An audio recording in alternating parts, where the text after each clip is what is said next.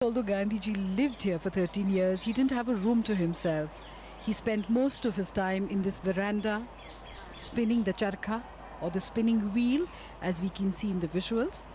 And that little room on the left was his study, where he wrote letters every day to people all across India who were connected with the freedom movement, and people from all across the world who wrote to him.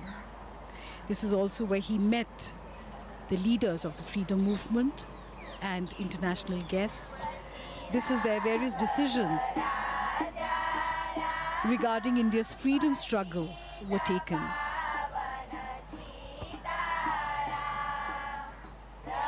It was while living here that Mohandas Gandhi came to be known as Mahatma Gandhi. And this is the symbol of self-reliance, the spinning wheel, charkha. The charkha was Gandhiji's great tool for empowerment and dignity of labor. President Trump and the First Lady giving it a try. It also has great spiritual significance. Gandhiji used to say 1 hour spent in spinning would be equivalent to an hour in self-development for the spinner.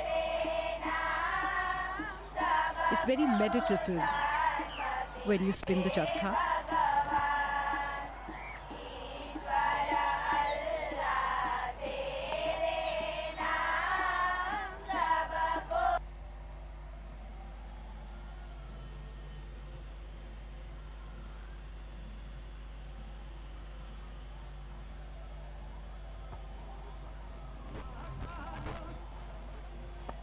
In the meanwhile, Motera Stadium is abuzz with excitement.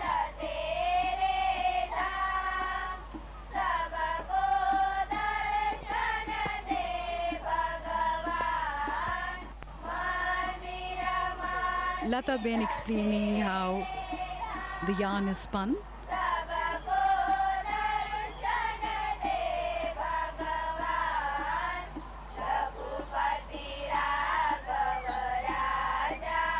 For most people, trying the charkha for the first time can be a little unnerving, but once you get used to it, you understand what Gandhiji meant when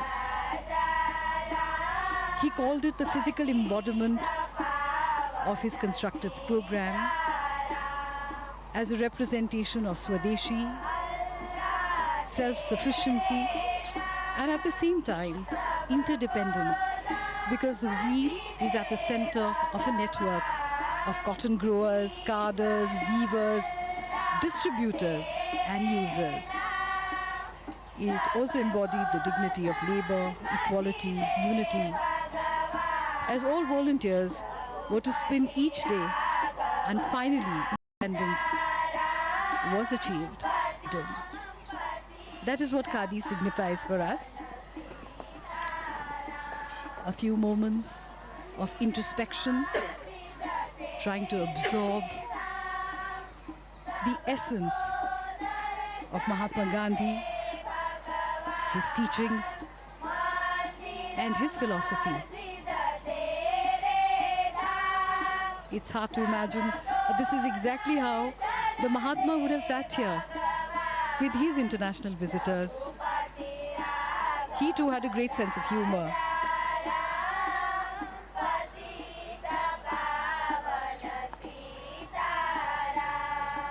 Interestingly, Gandhiji could write from both his hands, and sitting here in the veranda, he would meet a lot of world leaders and other guests, as we now see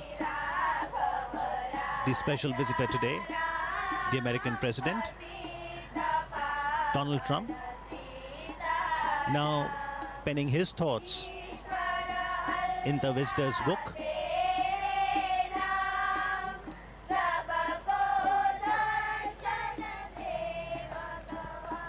Foremost in the movements launched by Gandhiji from this very place, the Sabarmati Ashram, was the 385-kilometer Salt March from Sabarmati Ashram to Dandi, on the South Gujarat coast.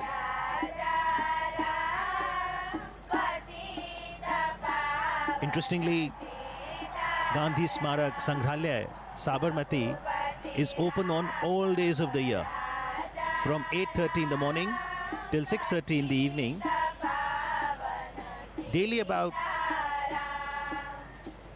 2 to 3,000 footfalls, and on a holiday, Sunday, weekend, that increases to about 5,000 footfalls.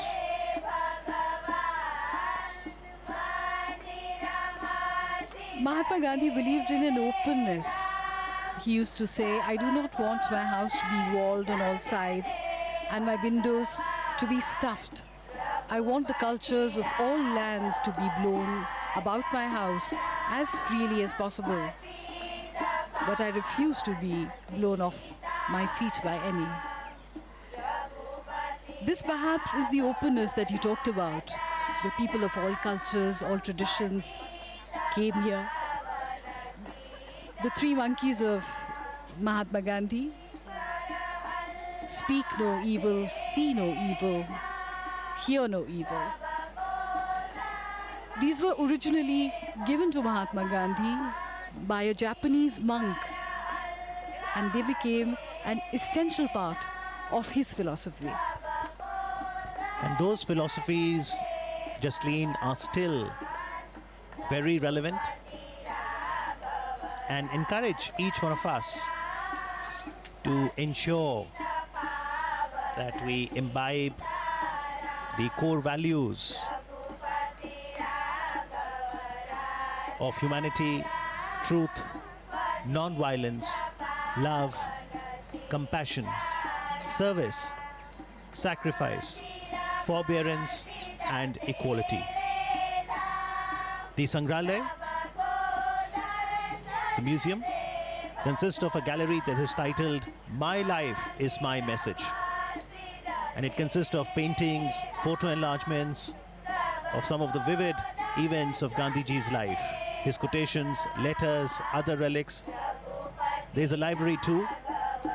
And Prime Minister Narendra Modi encourages one and all, especially the youth, to understand Gandhiji, his philosophy, connect with history. There's the archives that ensures collection, preservation, and display of Gandhiji's writings, photography, voice records, films, personal belongings. As we now see President Donald Trump interacting with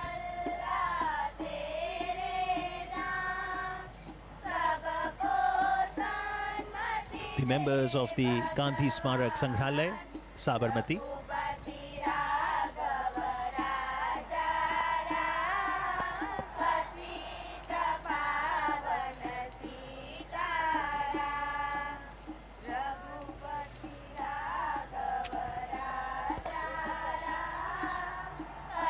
So these were few moments of reflection, of going inwards before moving onwards towards the next leg.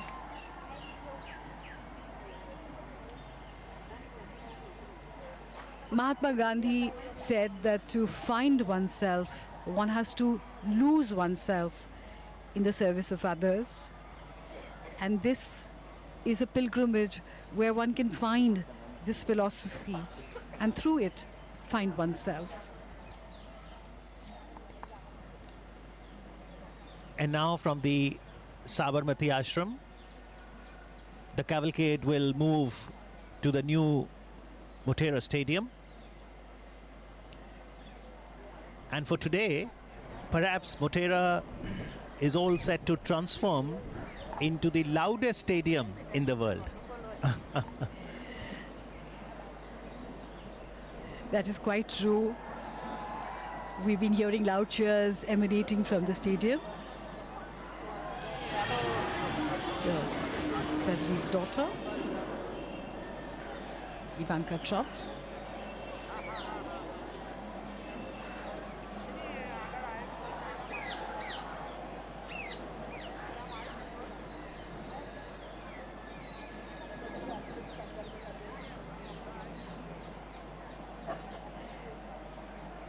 Gandhiji believed in the concept of living in a commune with just the bare necessities, because he said that nature gives you enough for your needs, though not enough for your greed.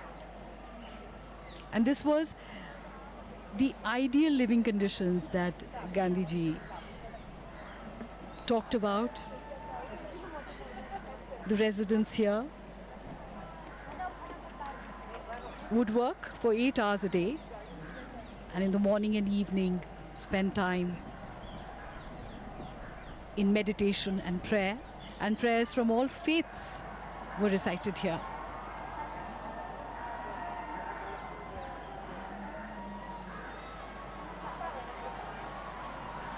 In fact, members of the ashram began their day by gathering to pray, and in the evening they returned to pray again and take stock of the day's activities. The entire environment, the trees, the calmness, the positive vibrations, the energy makes you feel very relaxed. And also, it sends a shiver down one's spine to think that this is exactly where Mahatma Gandhi lived. To breathe the same air that he once breathed is really special for the visitor.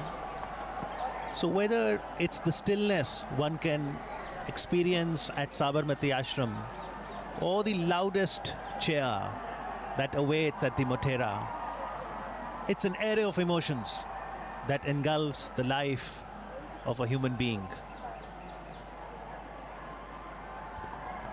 Come to think of it, that is the essence of India, isn't it?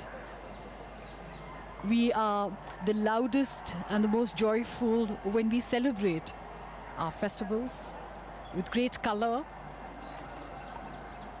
and a lot of music and dancing. And yet, when it comes to moments of reflection, we turn inwards. This is a part of life for most Indians. Despite the compulsions of modern day living,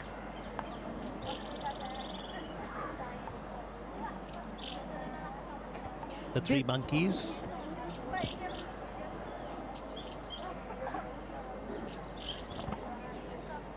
The three monkeys embody the very essence of Gandhiji's philosophy of seeing no evil, speaking no evil, and hearing no evil. So when you look for the good in others, you only see the good in others, which gets reflected in your own being. Because Gandhiji said we really are mirrors of each other.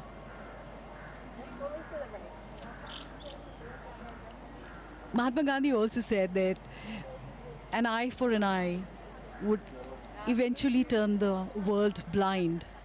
So he talked about compassion, forgiveness, friendship, and understanding with each other.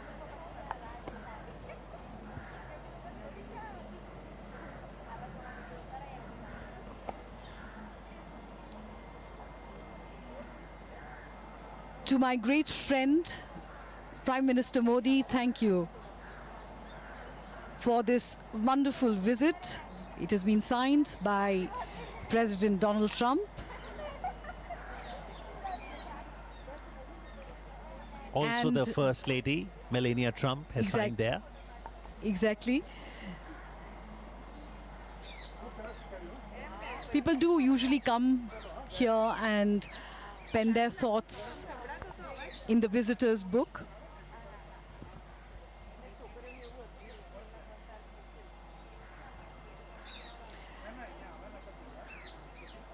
And this will be a wonderful visit for the president and his entourage.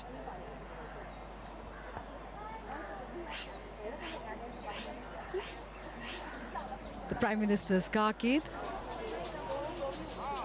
moving down the avenues of Ahmedabad, lined with thousands of people who are here to cheer the Prime Minister and his dear friend, the President of America.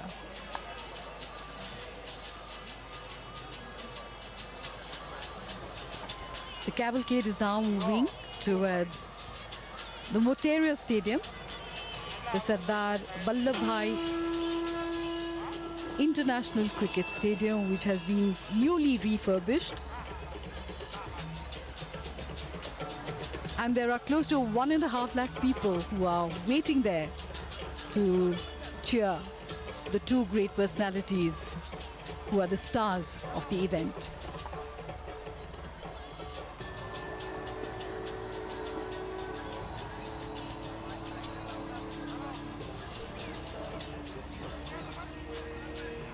The presidential cavalcade now departing from Sabarmati Ashram. Mahatma Gandhi's philosophy is still relevant today, and this can be seen by the fact that almost 2,000 people visit here daily and more than 5,000 people come to Sabarmati Ashram on weekends, waving and cheering the president along.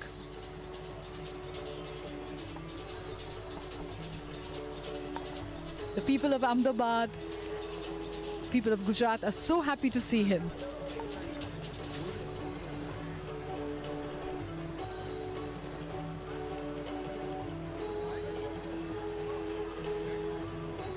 The next destination is Motera Stadium. As we can see, the cavalcade is now moving from Sabarmati Ashram. The message of peace and harmony given by Mahatma Gandhi ji is still very relevant in contemporary era. The head of states and the head of governments had visited Gujarat mainly to visit Sabarmati Ashram, Gandhi Ashram, and the name of the dignitary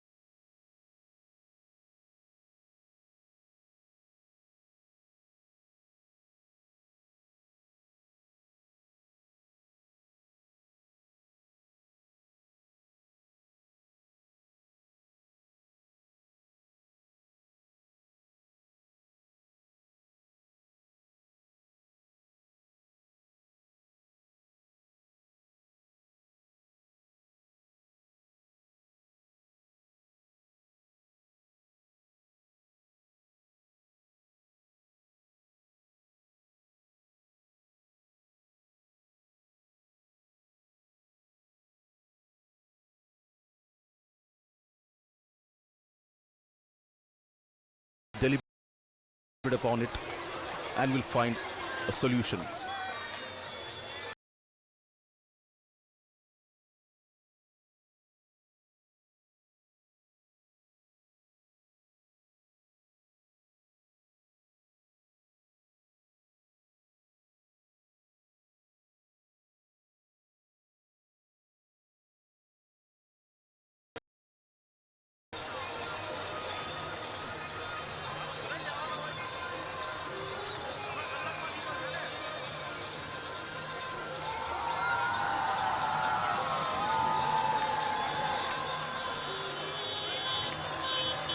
And this is a culture performance we can see on the streets of Ahmedabad here.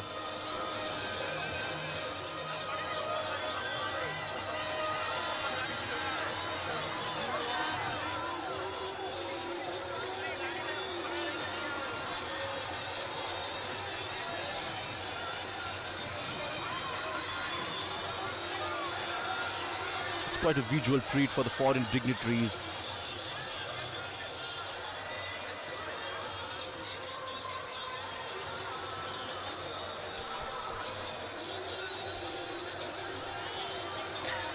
The cavalcade is moving towards Motera Stadium, is at now Koteshwar Road.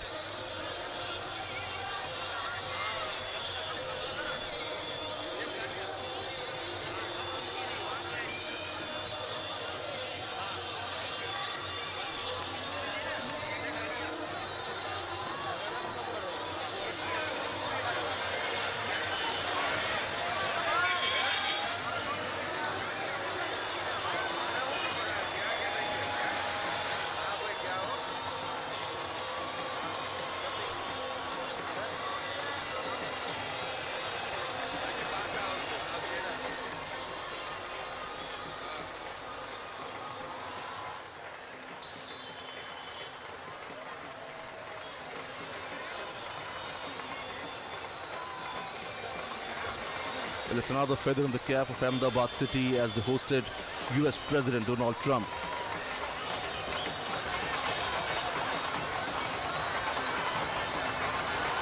The cavalcade has reached now Ashram Road.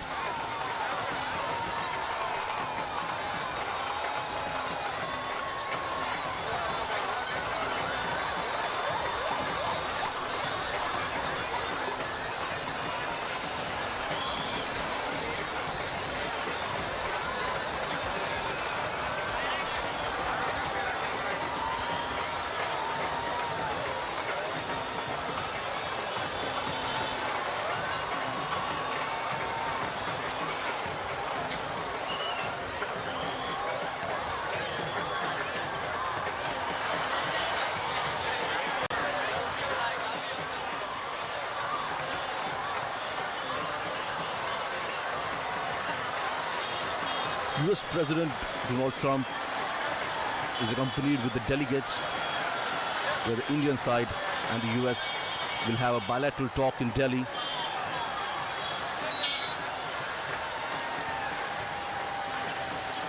As there are various issues that both the countries share a common goal.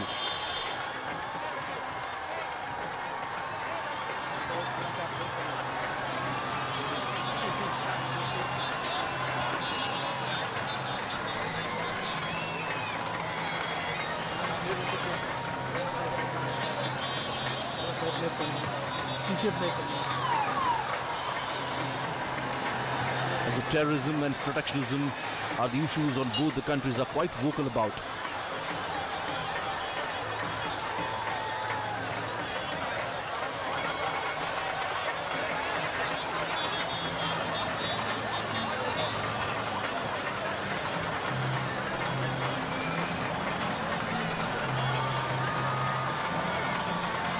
The cavalcade will now reach at Motera Stadium.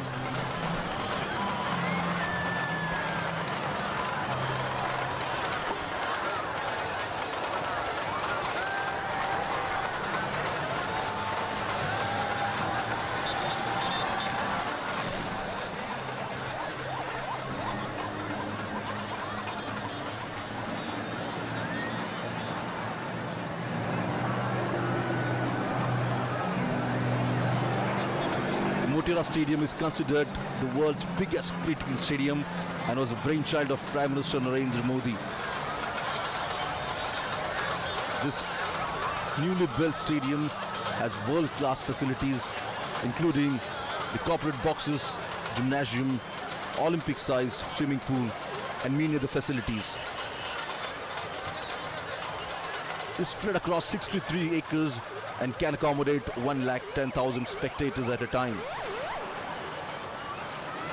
But it's not just about the size, the stadium is also a green, sustainable structure. And here you can see the cavalcade of President is reaching towards Motera Stadium.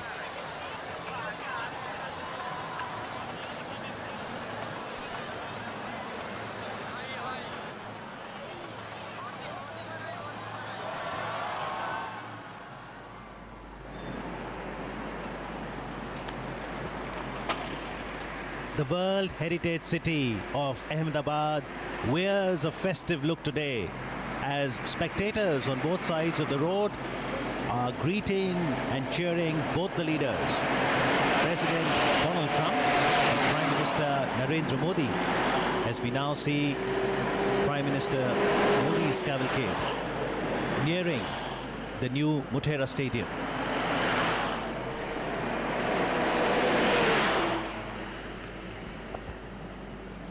The cavalcade being greeted by the ship of the desert, colorfully caparisoned camels. What a wonderful sight this is. A spectacle of what India is all about.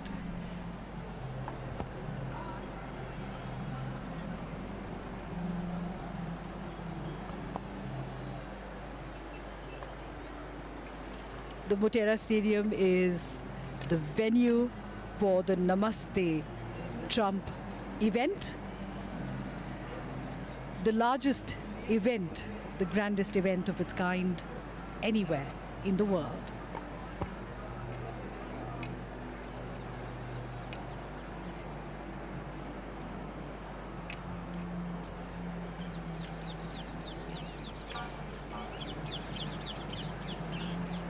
Aspiring dreams, inspiring future.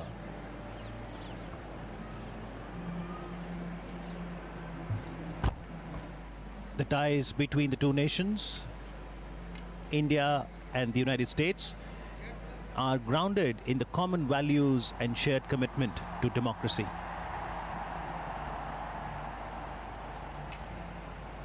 The roar from the Motera Stadium continues to grow and build up in anticipation of both the global leaders arriving within the Motera Stadium in moments from now.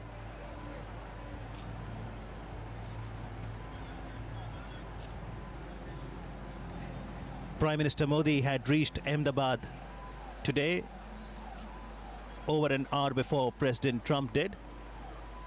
Prime Minister was present at the airport to welcome the US President.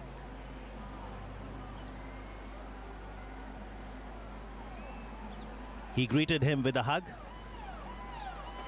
and in response we did see that in the visitor's diary President Trump wrote, "Thank you, my friend, for this wonderful experience."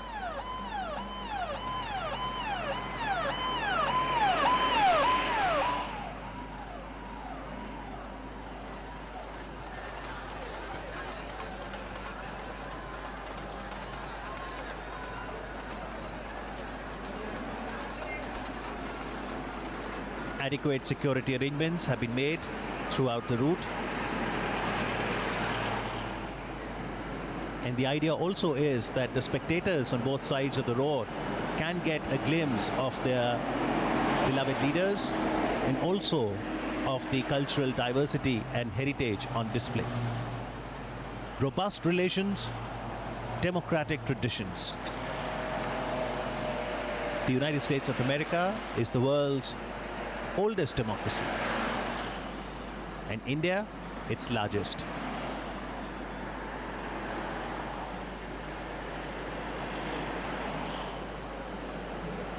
absolutely in sync, the majestic camels.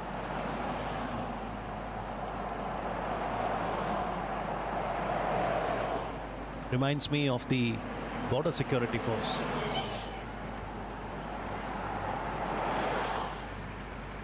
It's almost become a symbol of them.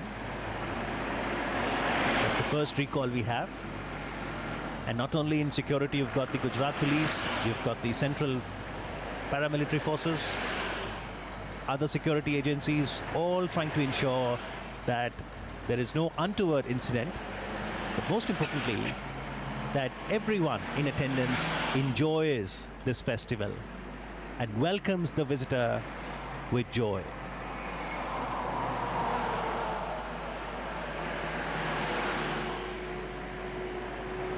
The Motera Stadium was established in 1982, and a lot of records also have happened at the stadium. Sunil Gavaskar completed 10,000 runs in Test cricket in 86-87. Kapil Dev scalped his 432nd wicket in Test to surpass Sir Richard Hadley's record, thus becoming the highest wicket taker in Test cricket at that time. And just in 2011 World Cup, which India won, en route in the quarterfinals, we played the all-important match against the Aussies on the Motera ground. And what a spectacle that was. What a memory. Sachin Tendulkar, can you name any ground on which Sachin does not have a record? I don't think there is any such ground in the world. But at the moment, this ground, this stadium, chock-a-block with people from all across Gujarat and indeed across the country. They have come here to witness this spectacle, this mega event, the largest event of its kind anywhere in the world. Namaste Trump. And we've been hearing cheers emanating from the stadium from early in the morning when people started trickling in from 7:30 or 8 in the morning. It's a very bright sunny day.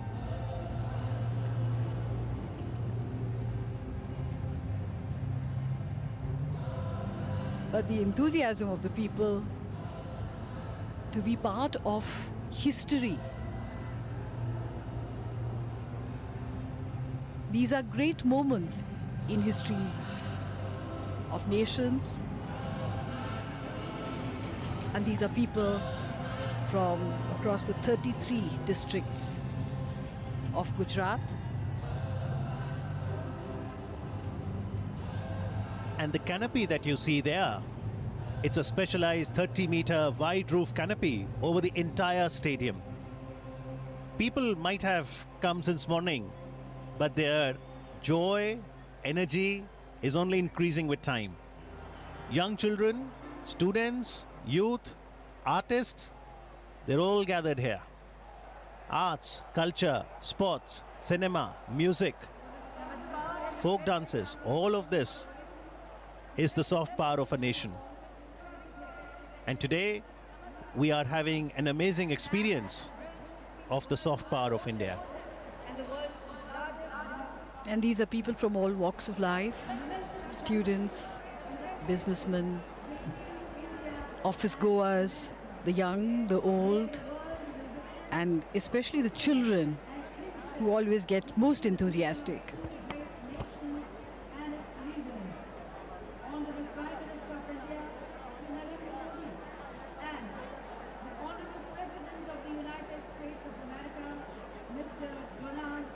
Let's see this video and know more about how both the world leaders, President Trump and Prime Minister Modi, are so popular in social media and especially on Twitter.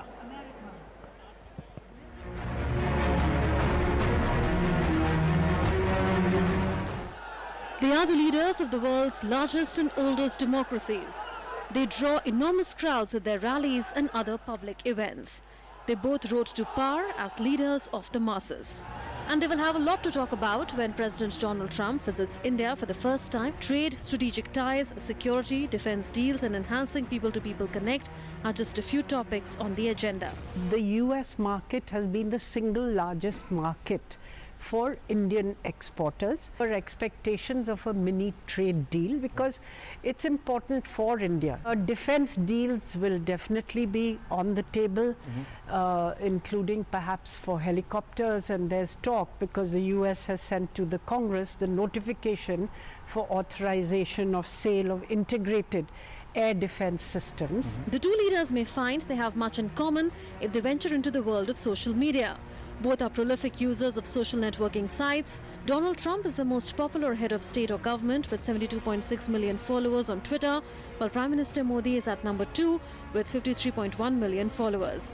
In fact, President Trump announced his India visit tweeting, "Great honor, I think." Mark Zuckerberg recently stated that Donald J. Trump is number 1 on Facebook, number 2 is Prime Minister Modi of India.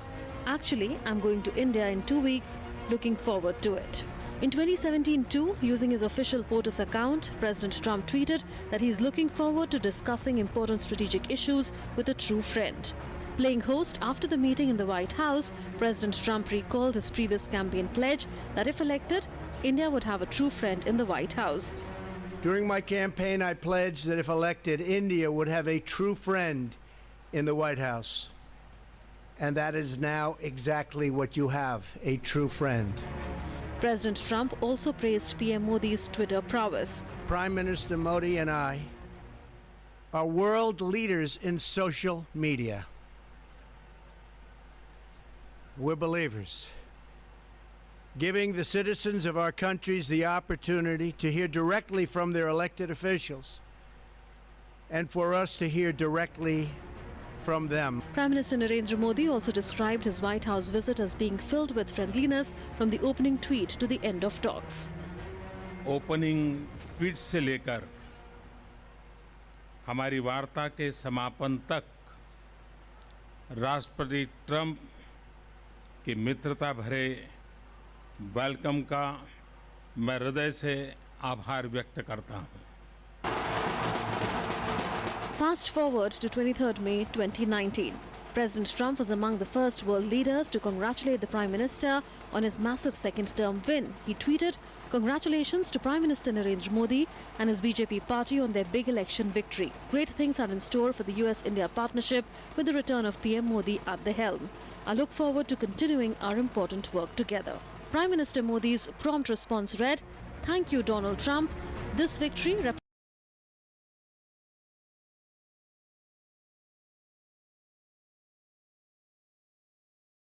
peace and prosperity." Then on the 23rd of September, Prime Minister Narendra Modi tweeted to the US President hours after the two world leaders watershed moment in India-USA ties. President Trump's response on the microblogging site was short and sweet: "The USA loves India." And this love between the two countries, led by two dynamic leaders, will definitely grow stronger.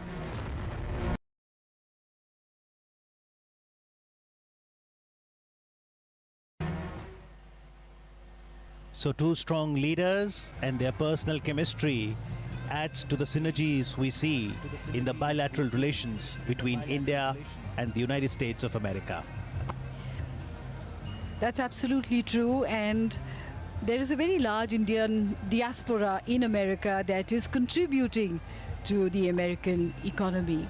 What is interesting, Amit, is the fact that with the advent of the fourth industrial revolution, which is coming to us at breakneck speed, where technology and internet are not just the future, they are the present. The present and the future lies firmly in the hands of Indians. Some of the biggest American IT firms are headed by Indians, whether it is Google, Microsoft, Adobe, or many of the others. India and the United States are two of the world's largest democracies and are natural partners to catalyze change and accelerate growth across the world. The Indian diaspora in the US comprises close to 4 million people. More than 90,000 of these live and work in the Silicon Valley and account for every sixth startup in America. Enterprises started by Indians in America represent some of the most successful startups in the world. Companies started by Indian founders in the Valley account for $235 billion in market value. President Trump's visit to India is a great opportunity to strengthen relations between India and the Silicon Valley to pave the way for exponential growth in this area. The India-US partnership will be focusing on 4 key objectives, that is peace and prosperity in the Indian Ocean, counter-terrorism, free and fair trade, and energy. And there is a lot of energy here today at the Motera Stadium. Who knows which of these people will be future CEOs of great IT brands that emanate from the US. Or sportspersons, because we are here at the world's largest cricket stadium, and Sourav Ganguly, former India captain and BCCI president, is in attendance here at the new Motera Stadium. Absolutely electric atmosphere at New Motera as people gathered here are eagerly waiting to welcome President Donald Trump and Prime Minister Narendra Modi, wearing their white hats that says Namaste Trump. And Namaste Trump indeed. President Trump's maiden visit to India begins here in Ahmedabad. A very special honor for the people of Ahmedabad and Gujarat. So far, Prime Minister Narendra Modi received the first family at the Ahmedabad airport. A cultural reception was given to the visiting dignitaries at the Sardar Vallabhbhai Patel International Airport. They then moved towards Sabarmati Ashram. En route, there was the Mega India Roadshow that showcased the cultural rich heritage of this great nation, India. At the Sabarmati Ashram, the US President, the First Lady, revisited the ideals and values of Mahatma Gandhi. And now, Ivanka Trump, senior advisor, Trump administration, and daughter of the American President Donald Trump, arriving at the new Motera Stadium to loud cheers from the spectators. She was here to attend the Global Entrepreneurship Summit in Hyderabad in November 2017.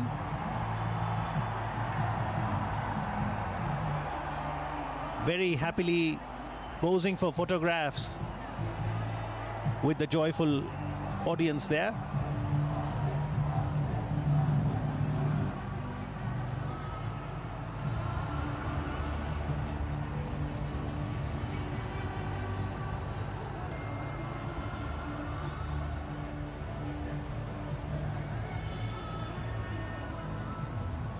For those wondering what is Sachin's record here at the Motera, well, Sachin Tendulkar became the first ever cricketer to score 18,000 runs in one-day cricket in a match against Australia during the 2011 Cricket World Cup. Stronger friendship, brighter future. Indeed it is. The bilateral relations between the two countries, India and the United States, have arrived at unprecedented levels of convergence.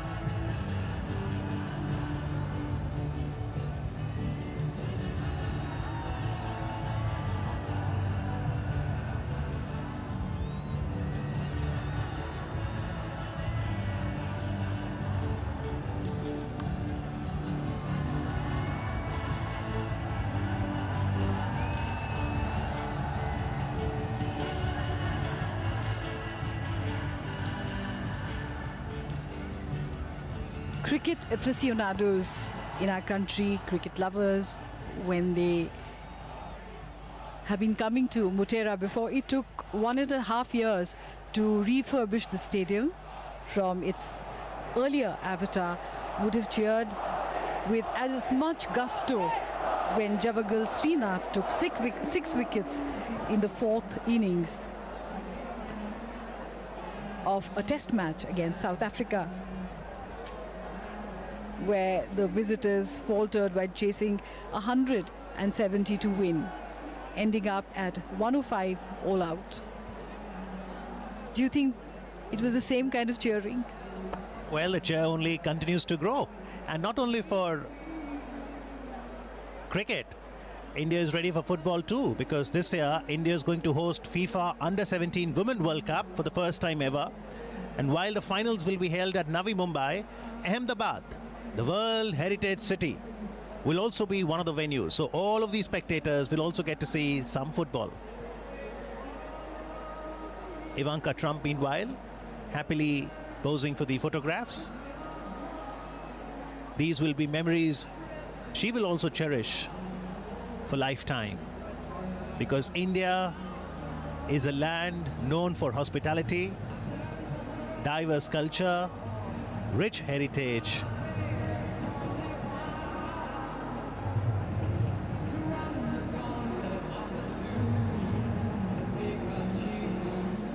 And in today's day and age, with the largest number of cell phone users which are being used here to their full power, everyone trying to take selfies or photographs to capture these moments for posterity.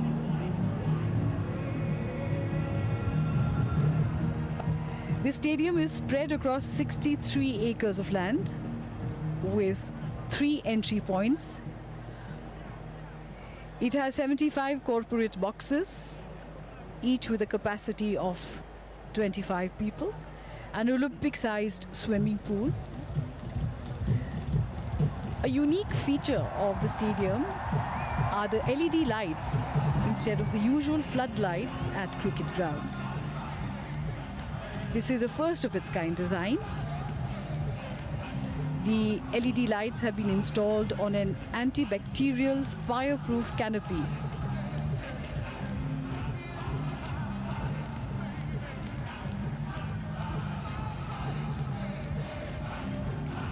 Any moment is a good moment to break into cheering and dance. Well, one of the other hallmarks of the new Motera Stadium is the Hall of Fame. So if you're an avid cricket lover, a beautiful museum with very nice photographs showcasing India's triumph at the 2011 World Cup, 1983 World Cup, all the cricketers who went on to serve the country with great distinction, bats with their signatures, memorabilia, all of them at Hall of Fame.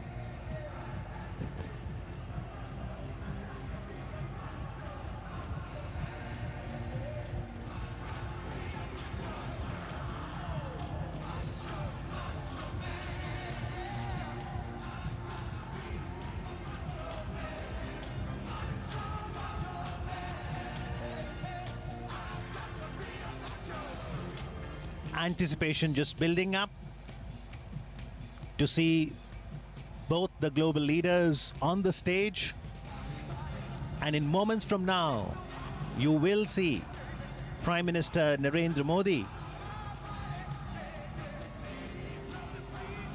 exiting from the left side of the southern gate, and the President of the United States of America and the First Lady from the right side.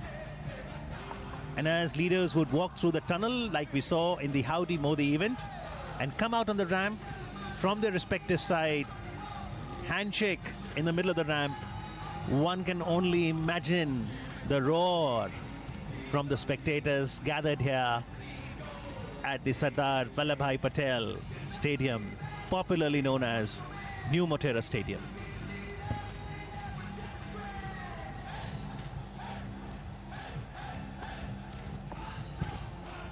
And Amit, no matter what the occasion, whether formal, informal, Or in an event like this, when you see the national tricolor being waved, it swells the heart with pride, doesn't it?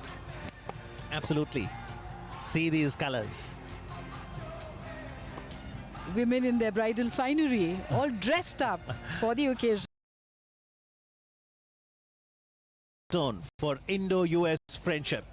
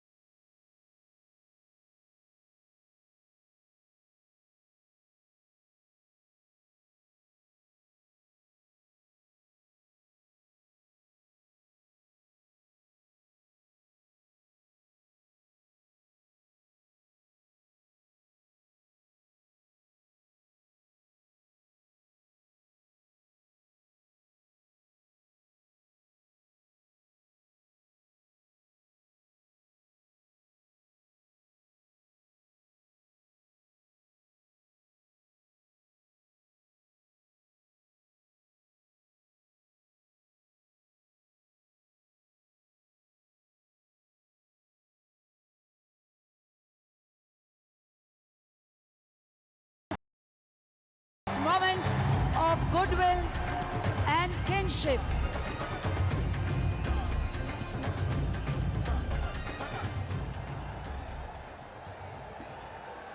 We now request you all to rise for the national anthems.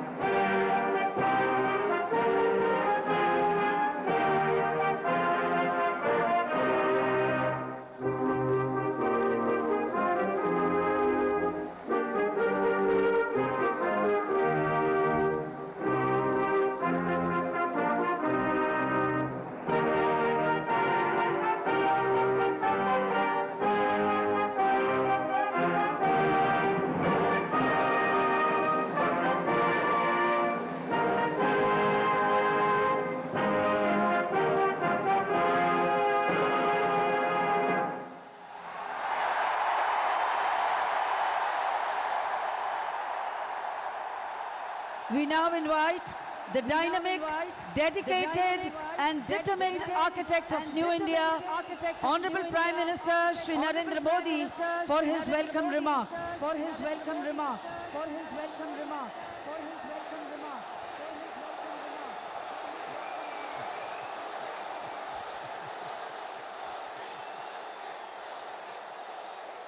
Bharat माता की, भारत माता की, भारत माता की, नमस्ते Trump, नमस्ते Trump, नमस्ते Trump, नमस्ते ट्रम्प, नमस्ते ट्रम्प, नमस्ते ट्रम्प, नमस्ते ट्रम्प। मैं कहूंगा इंडिया यूएस फ्रेंडशिप, आप बोलेंगे long live, long live, long live, long live. India USA friendship, India US friendship, India US friendship. नमस्ते। आज मोटेरा स्टेडियम में एक नया इतिहास बन रहा है। आज हम इतिहास को दोहराते हुए भी देख रहे हैं। 5 महीने पहले मैंने अपनी अमेरिका यात्रा की शुरुआत ह्यूस्टन में हुए हाउडी मोदी कार्यक्रम से की थी और आज मेरे दोस्त प्रेसिडेंट डोनाल्ड ट्रंप अपनी ऐतिहासिक भारत यात्रा का आरंभ अहमदाबाद में नमस्ते ट्रंप से कर रहे हैं।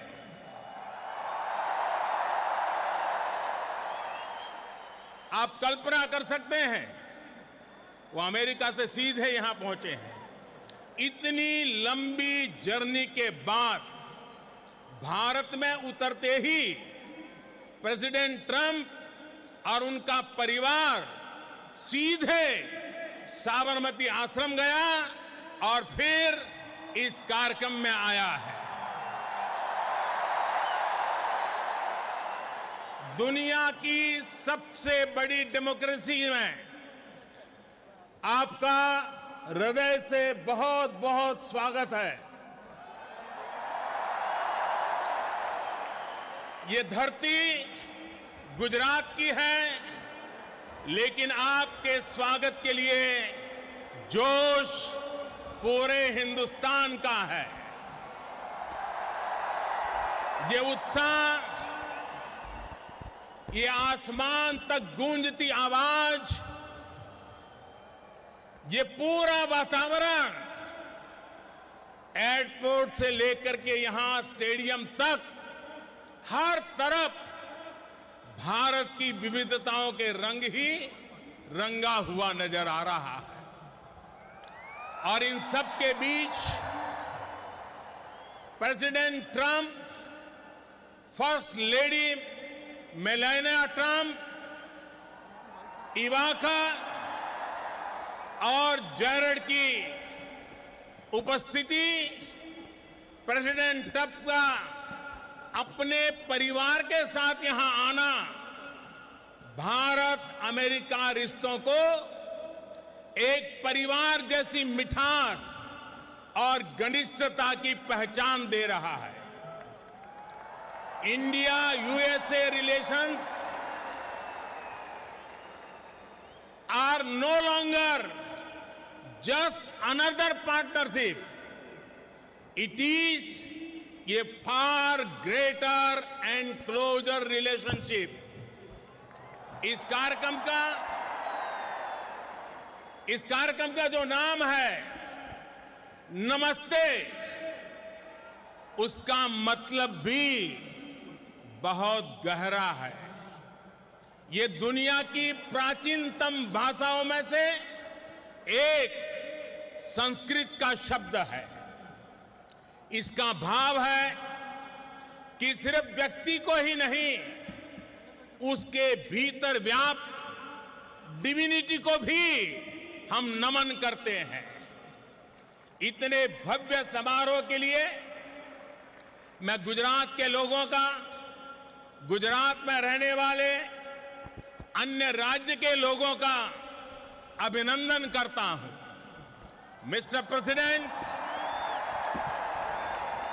फ्रेंड्स, आज आप उस भूमि पर हैं जहां 5000 साल पुराना प्लांट सिटी धौलावीरा रहा है और इतना ही पुराना लोथल सी पोर्ट भी रहा है।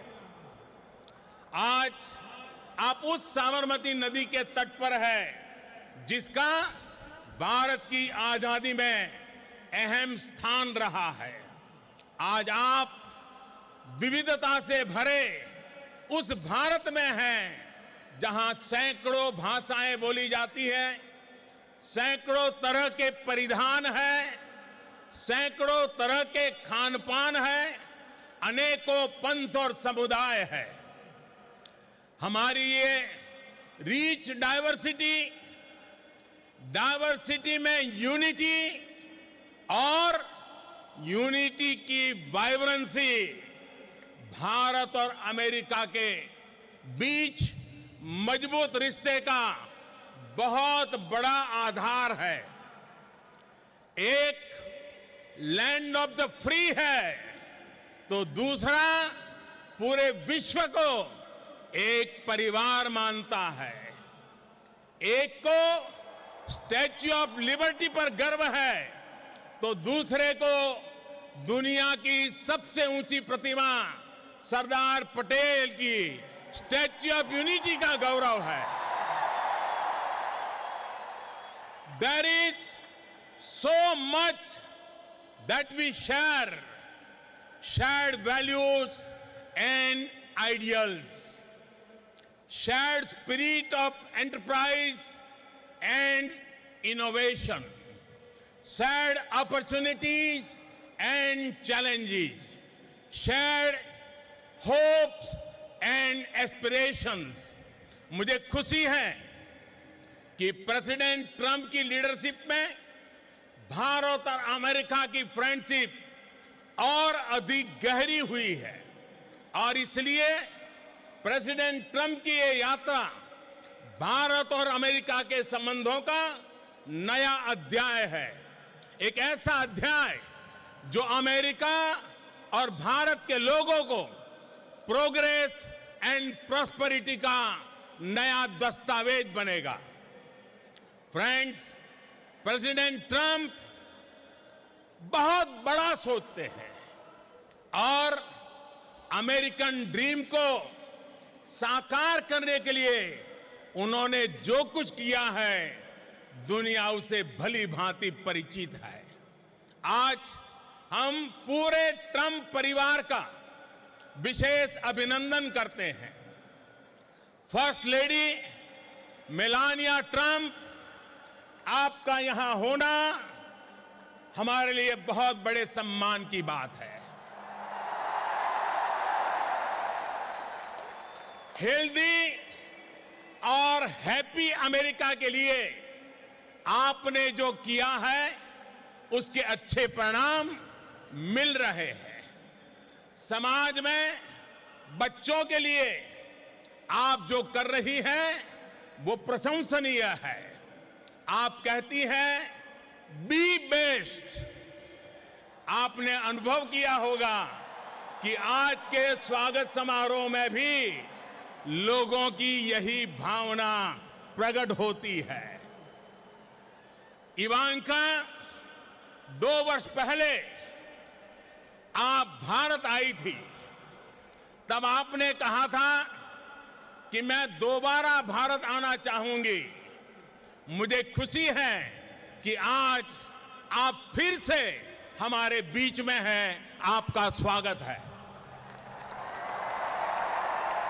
जैरेड, आपकी विशेषता है कि आप लाइमलाइट से दूर रहते हैं, लेकिन आप जो काम करते हैं उसका प्रभाव बहुत होता है उसके दुर्गामी परिणाम निकलते हैं। जब भी आपसे मिलने का मौका मिला तो आपने अपने भारतीय दोस्तों की भरपूर चर्चा भी करते रहते हैं। आपसे मिलकर, आज आपको यहां देखकर मुझे बहुत खुशी हो रही है। साथियों, आज इस मंच से हर भारतीय और अमेरिकी के साथ ही पूरी दुनिया प्रेसिडेंट ट्रंप को सुनना चाहती है। उनके संबोधन के बाद मैं उन्हें धन्यवाद देते हुए आपसे और भी कुछ बातें जरूर करूंगा। मैं 130 करोड़ भारतीयों की तरफ से प्रेसिडेंट ट्रंप को निमंत्रित करता हूं। Friends, I present to you my friend, India's friend, the President of the United States of America, Mr. Donald Trump. हम सब खड़े होकर के नमस्ते ट्रंप, नमस्ते Trump.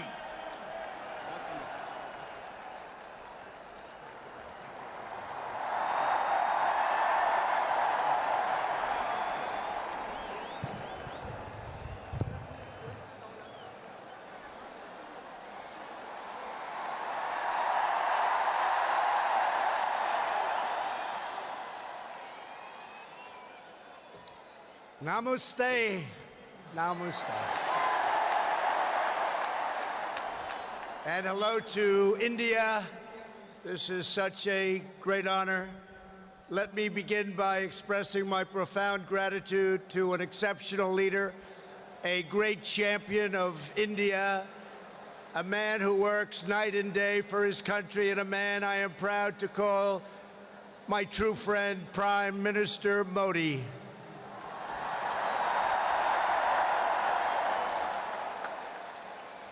The First Lady and I have just traveled 8,000 miles around the globe to deliver a message to every citizen across this nation.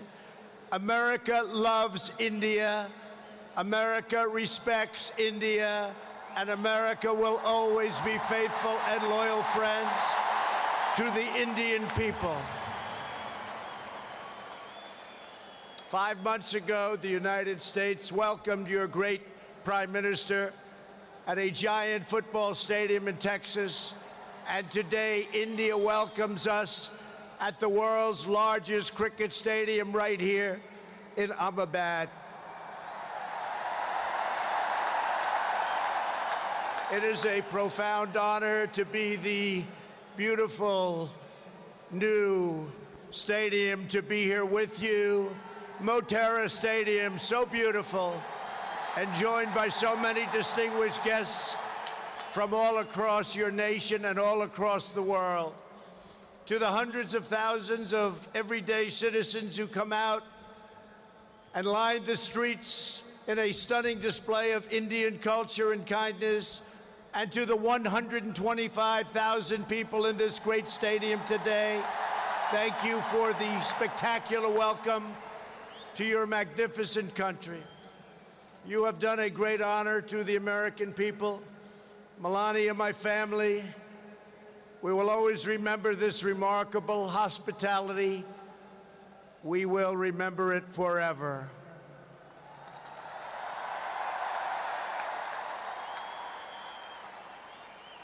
From this day on, India will always hold a very special place in our hearts. The life of Prime Minister Modi underscores the limitless promise of this great nation. He started out by his father's side as a chiwala, a tea seller. When he was a young man, he worked at a cafeteria in this city. Stand up.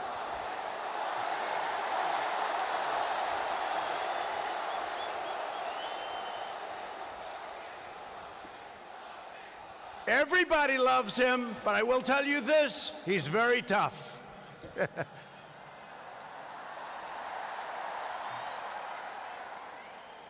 Today, Prime Minister Modi is the tremendously successful leader of this vast Indian Republic. Last year, more than 600 million people went to the polls and gave him a landslide victory like no other in the largest democratic election ever held anywhere on the face of the earth.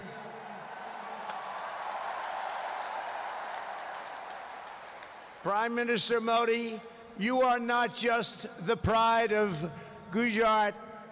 You are living proof that with hard work and devotion, Indians can accomplish anything, anything at all, anything they want.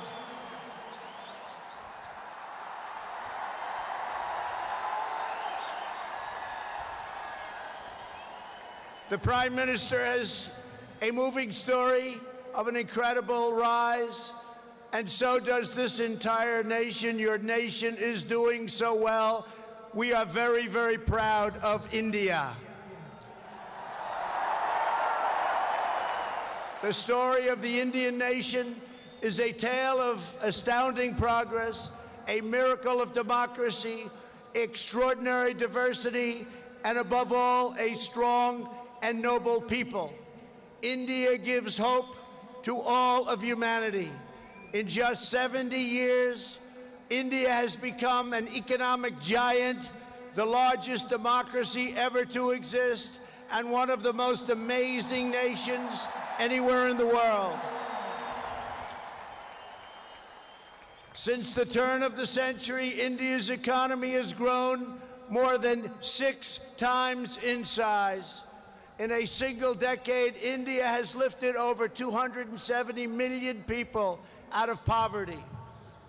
Under Prime Minister Modi, for the first time in history, every village in India now has access to electricity.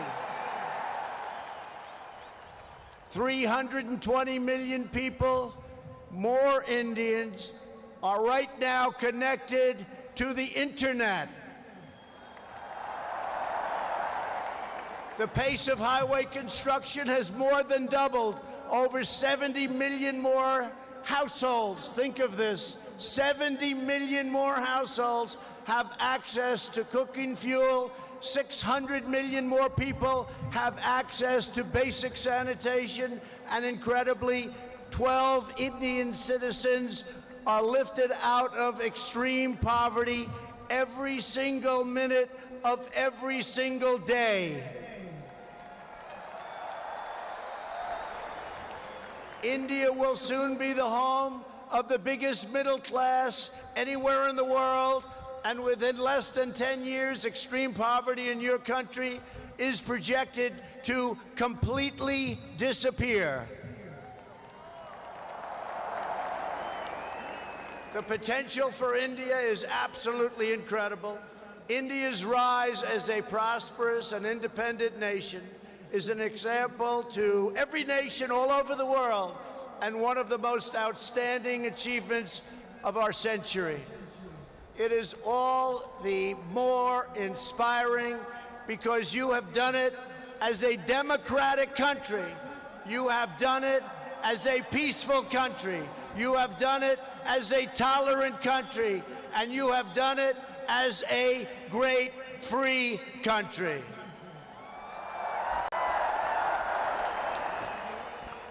There is all the difference in the world between a nation that seeks power through coercion, intimidation, and aggression, and a nation that rises by setting its people free and unleashing them to chase their dreams, and that is India.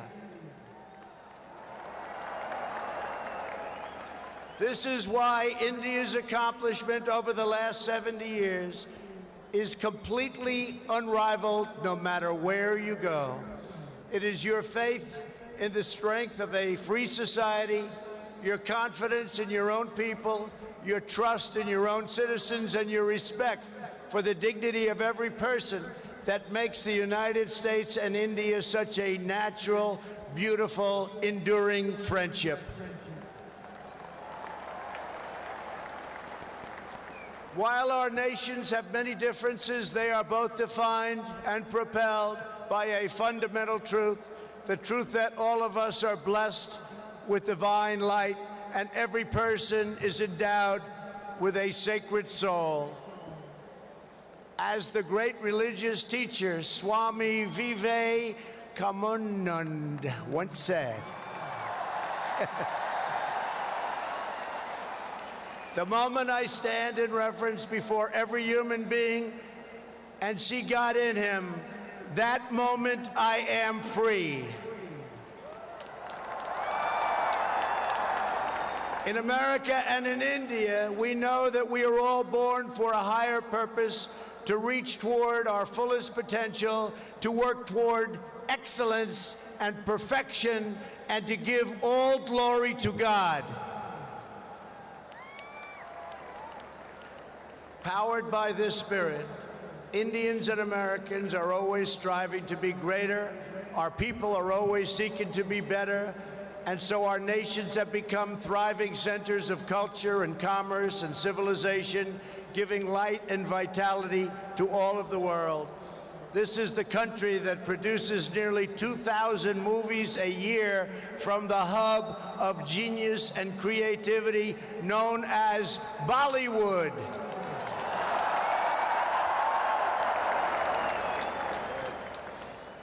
All over the planet, people take great joy in scenes of Bhangra, music, dance, romance, and drama, and classic Indian films like DDLJ and Showjay. This is the country where your people cheer on some of the world's greatest cricket players, from Sachin Tendulkar to Virat Kohli, the greatest in the world. This is the country that built the tallest statue on the face of the earth to honor the namesake of this stadium, the great Indian patriot and native of this state, Sardar Patel. India is the country where hundreds of millions of light candles to celebrate the triumph of good over evil at Diwali. And it's where, just days from now, Indians of all faiths will pour out onto the streets to celebrate the beautiful festival of Holi. India is a country that proudly embraces freedom, liberty, individual rights, the rule of law, and the dignity of every human being. Your nation has always been admired around the earth as the place where millions upon millions of Hindus and Muslims and Sikhs and Jains, Buddhists, Christians, and Jews worship side by side in harmony. Where you speak more than 100 languages and come from more than 24 states, yet you have always stood strong as one great Indian nation. Your unity is an inspiration to the world. In America, we have come to know the splendor of Indian culture personally through the 4 million Indian Americans living in the United States as our wonderful friends, colleagues, and neighbors. They are truly spectacular people. Indian Americans enrich every aspect of our national life.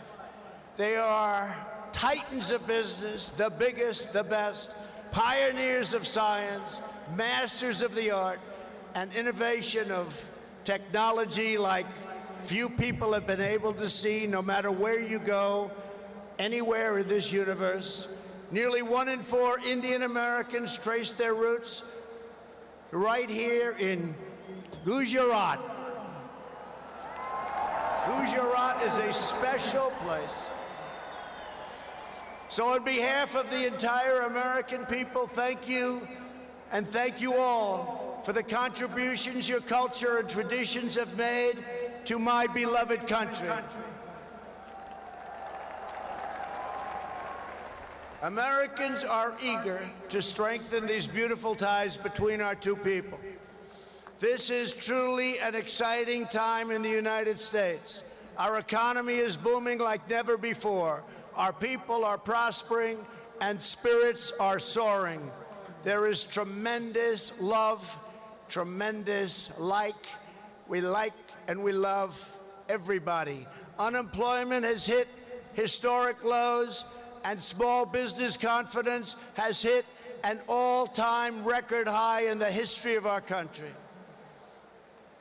Our military has been completely rebuilt. It is now stronger than ever before, and we are quickly revitalizing our alliances and friendships all around the world. We have spent $2.5 trillion on rebuilding our military. It's the most powerful military anywhere in the world by far.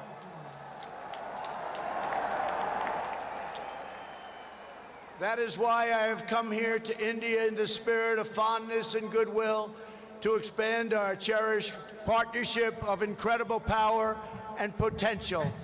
The First Lady and I have just had a pleasure of visiting Mahatma Gandhi's ashram a few miles from here, where he launched the famous Salt March.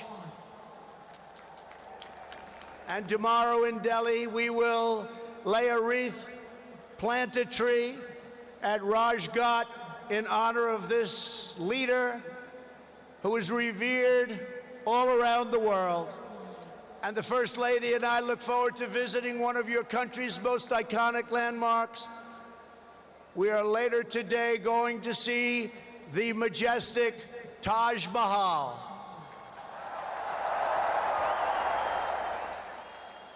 The Prime Minister and I will also continue our important discussions about how to deepen the relationship between our two great countries. Both of us understand that when leaders put the interests of their own citizens first, we can forge strong and fair partnerships to build a safer and more prosperous world.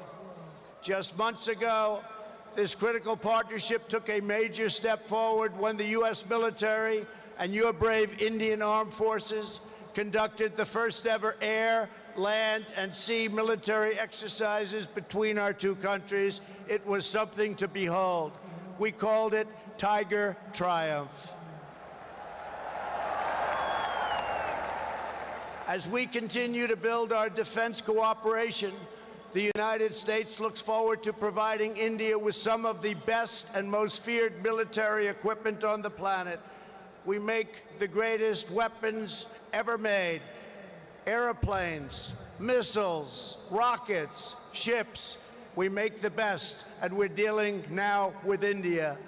But this includes advanced air defense systems and armed and unarmed aerial vehicles.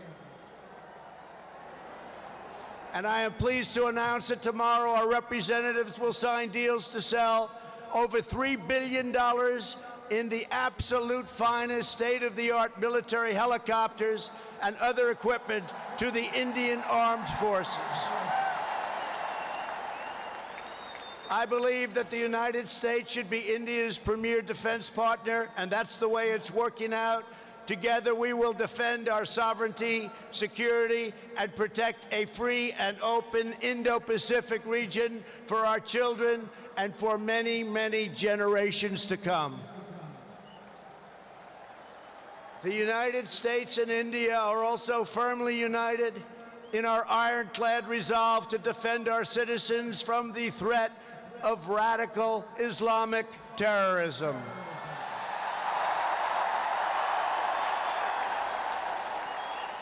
Both of our countries have been hurt by the pain and turmoil of terrorism and that terrorism brings. Under my administration, we unleashed the full power of the American military on bloodthirsty killers of ISIS in Iraq and in Syria. Today, the ISIS territorial caliphate has been 100% destroyed, and the monster known as al-Baghdadi, the founder and leader of ISIS, is dead. In the United States, we have also made clear that while our country will always welcome newcomers who share our values and love our people, our borders will always be closed to terrorists and terrorism and to any form of extremism. That is why we have taken historic steps to improve screening and vetting of applications for entry, and we are working to ensure that anyone who threatens the security of our citizens is denied admission and will pay a very, very big, costly price. Every nation has the right to secure and controlled borders. The United States and India are committed to working together to stop terrorists and to fight their ideology. For this reason, since taking office, my administration is working in a very positive way with Pakistan to crack down on the terrorist organizations and militants that operate on the Pakistani border. Our relationship with Pakistan is a very good one. Thanks to these efforts, we are beginning to see signs of big progress with Pakistan, and we are hopeful for reduced tensions, greater stability, and the future of harmony for all of the nations of South Asia. India has an important leadership role to play in shaping a better future as you take on greater responsibility for solving problems and promoting peace throughout this incredible region. Over the course of my visit, Prime Minister Modi and I will also discuss our efforts to expand the economic ties between our two countries.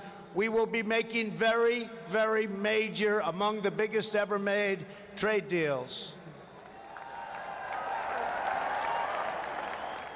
We are in the early stages of discussion for an incredible trade agreement to reduce barriers of investment between the United States and India.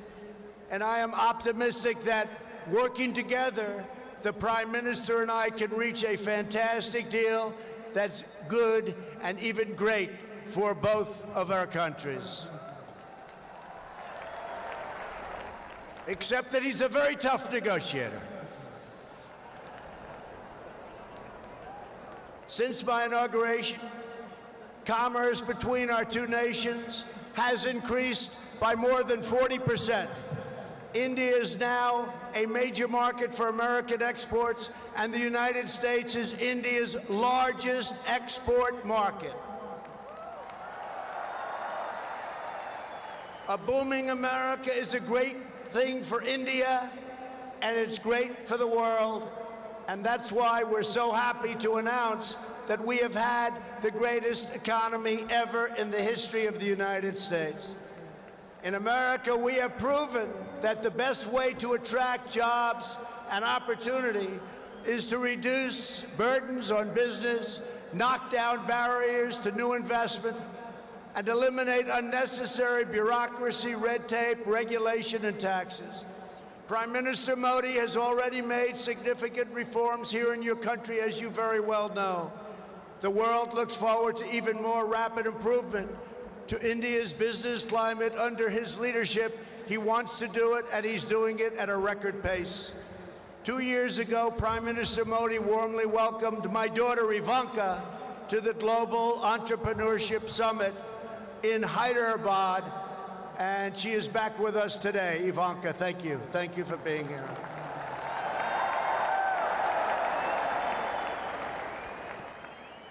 We are delighted to be joined as well by dozens of Indian women entrepreneurs who are helping to build your nation's future. They are great and natural entrepreneurs, and I just say to the men, be very careful. They're really good. The United States and India are also working closely together on the future of space exploration. You are making impressive strides with your exciting Chandrayaan lunar program. It is moving along rapidly, far ahead of schedule, and America looks forward to expanding our space cooperation with India. As you push even further, you are pushing the limits, and that's a great thing, including in the realm of human spaceflight. The United States and India will be friends and partners on our voyage into the stars and into space.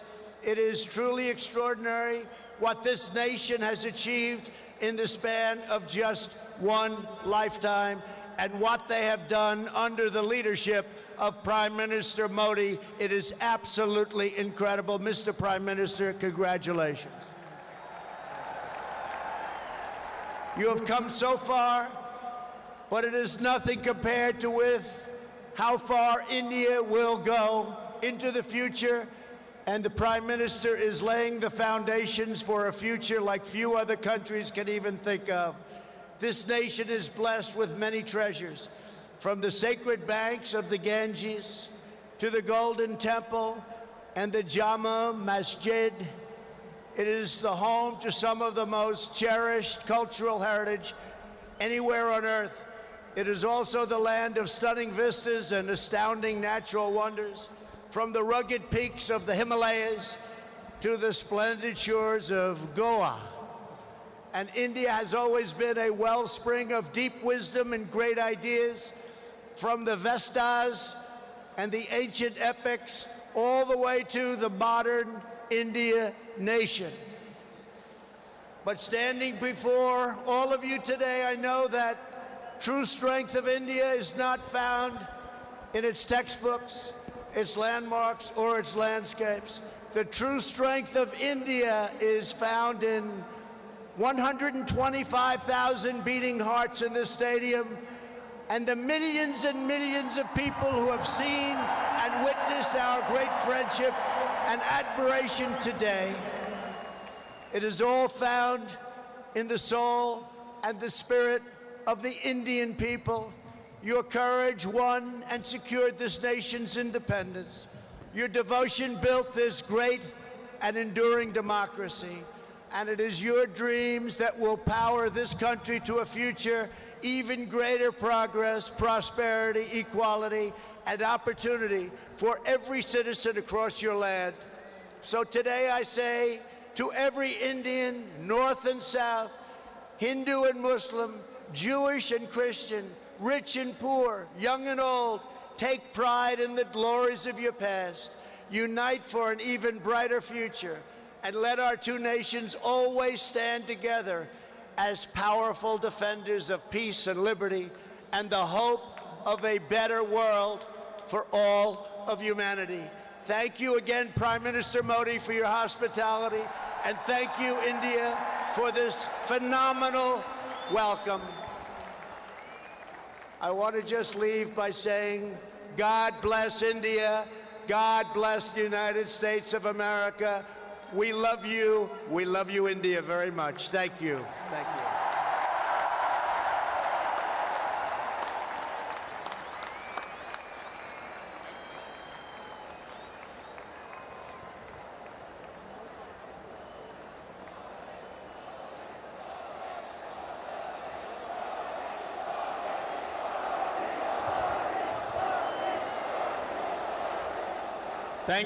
Thank you mister president. आपने अभी जो भारत के बारे में कहा, महात्मा गांधी, स्वामी विवेकानंद और सरदार पटेल को श्रद्धापूर्वक याद किया। भारत के लोगों के सामर्थ्य, उपलब्धियां और संस्कृति के बारे में कहा। मेरे बारे में भी बहुत कुछ कहा। मैं इसके लिए प्रत्येक भारतवासी की तरफ से आपका बहुत बहुत आभार व्यक्त करता हूं। प्रेसिडेंट ट्रंप ने न सिर्फ भारत का गौरव बढ़ाया है, बल्कि अमेरिका में रहने वाले भारतीयों को भी सम्मान दिया है। मिस्टर प्रेसिडेंट, जहां से आपने भारतीयों को संबोधित किया है, वो दुनिया का सबसे बड़ा स्टेडियम है।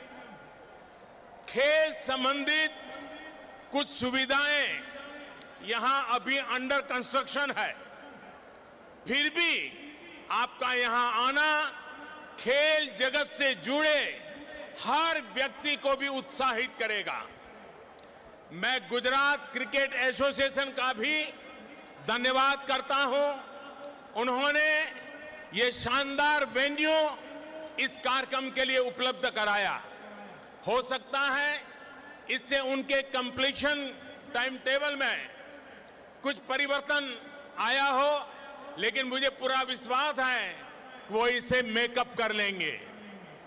साथियों, दो व्यक्ति हो या दो देशों के संबंध, उसका सबसे बड़ा आधार होता है विश्वास, एक दूसरे पर ट्रस्ट। हमारे यहां कहा भी गया है, तन्मित्रम यत्र विश्वासः, यानी friendship is where trust is unshakeable.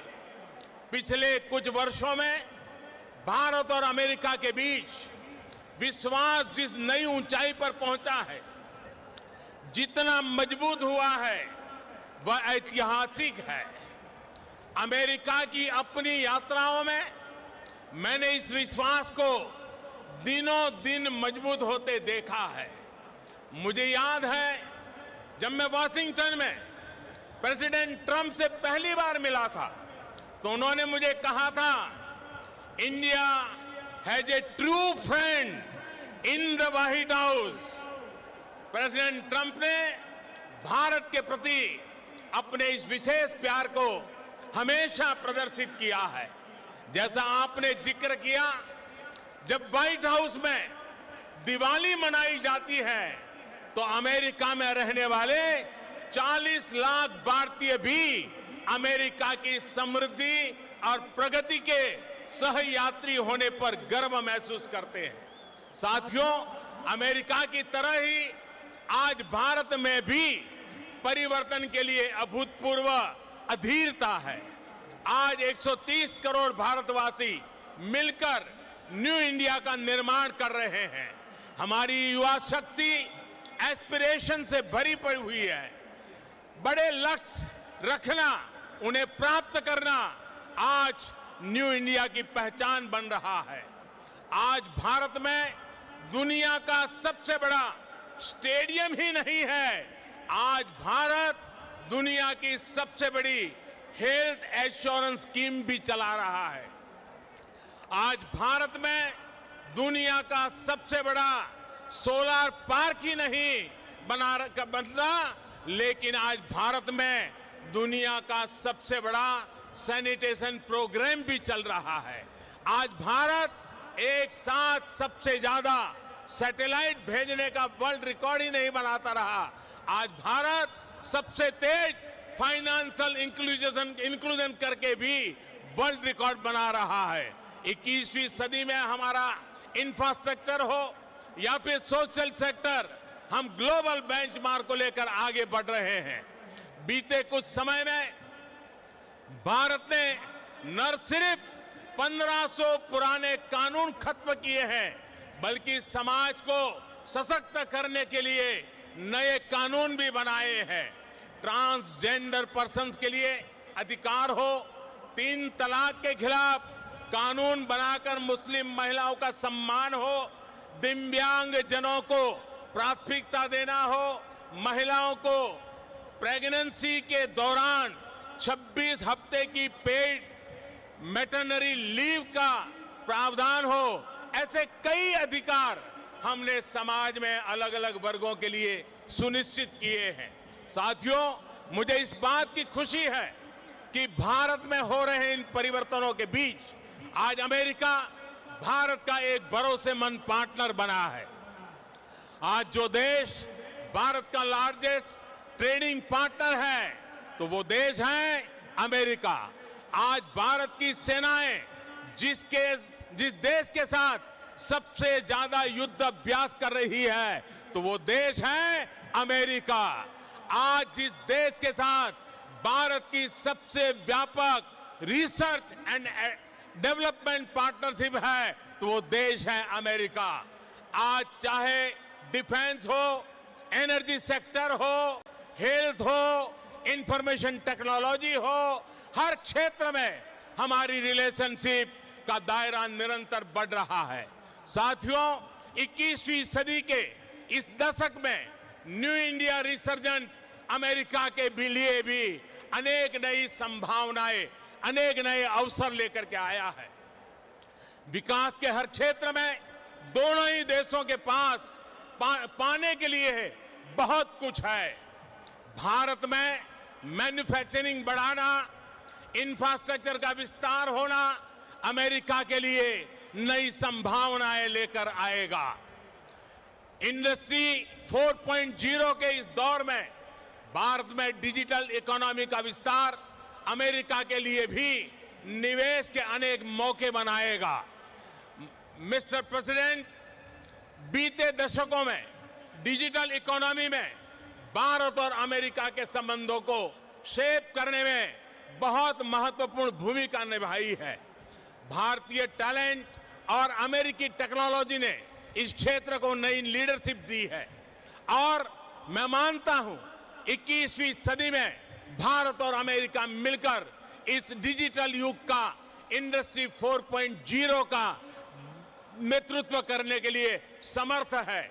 साथियों, 21वीं सदी में नए अलाइनमेंट, नए कंपटीशन, नए चैलेंजेस और नई अपॉर्चुनिटीज बदलाव की नींव रख रहे हैं। ऐसे में भारत और अमेरिका के संबंध और सहयोग की 21वीं सदी के विश्व की दिशा तय करने में महत्वपूर्ण भूमिका होगी।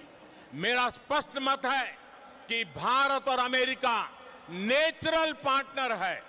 हम सिर्फ इंडो पैसिफिक रीजन में ही नहीं बल्कि पूरी दुनिया की पीस, प्रोग्रेस और सिक्योरिटी में एक प्रभावी योगदान दे सकते हैं। आतंकवाद को हराने में अमेरिका के कमिटमेंट और प्रेसिडेंट ट्रंप की लीडरशिप मानवता की सेवा की है और इसलिए मैं मानता हूं कि प्रेसिडेंट ट्रंप जैसे विलक्षण नेता और भारत के अनन्य मित्र का इस देश का इस दशक की शुरुआत में ही भारत आना एक बहुत बड़ा अवसर है। बीते समय में भारत अमेरिकी संबंधों को सशक्त करने की जो शुरुआत हमने की है, अब उनकी इस विजिट से उसका अगला फेज शुरू हो रहा है। हम एक लॉन्ग टर्म विजन से इंस्पायर्ड है, सिर्फ शॉर्ट टर्म कंसिडरेशन से नहीं। हमारे बायलैटरल रिलेशंस ग्रो करेंगे, हमारी इकोनॉमिक पार्टनरशिप का विस्तार होगा, हमारा डिजिटल कोऑपरेशन बढ़ेगा और मुझे विश्वास है कि हम नई ऊंचाइयों को पार करते हुए भारत जिन सपनों को लेकर के चला है, अमेरिका जिन सपनों को लेकर के चला है, हम मिलकर के उन सपनों को पूरा करेंगे। आज मेरा सौभाग्य है कि राष्ट्रपति ट्रंप और उनके पूरी परिवार का मुझे स्वागत सम्मान करने का अवसर मिला है। मैं फिर एक बार नमस्ते ट्रंप का इस नाद को गूंजते हुए आप सबसे आग्रह करूंगा, भारत माता की, भारत माता की, भारत माता की। India US friendship, long live India US friendship, India US friendship. बहुत बहुत धन्यवाद।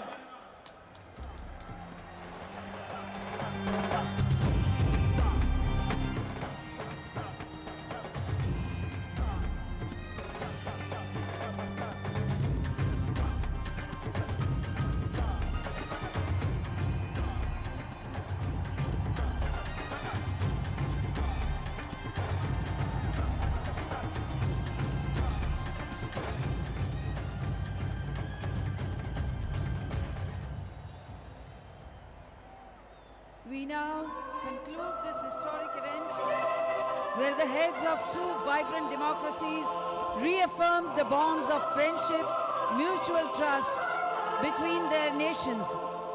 We request everyone to remain seated till the dignitaries depart from this venue.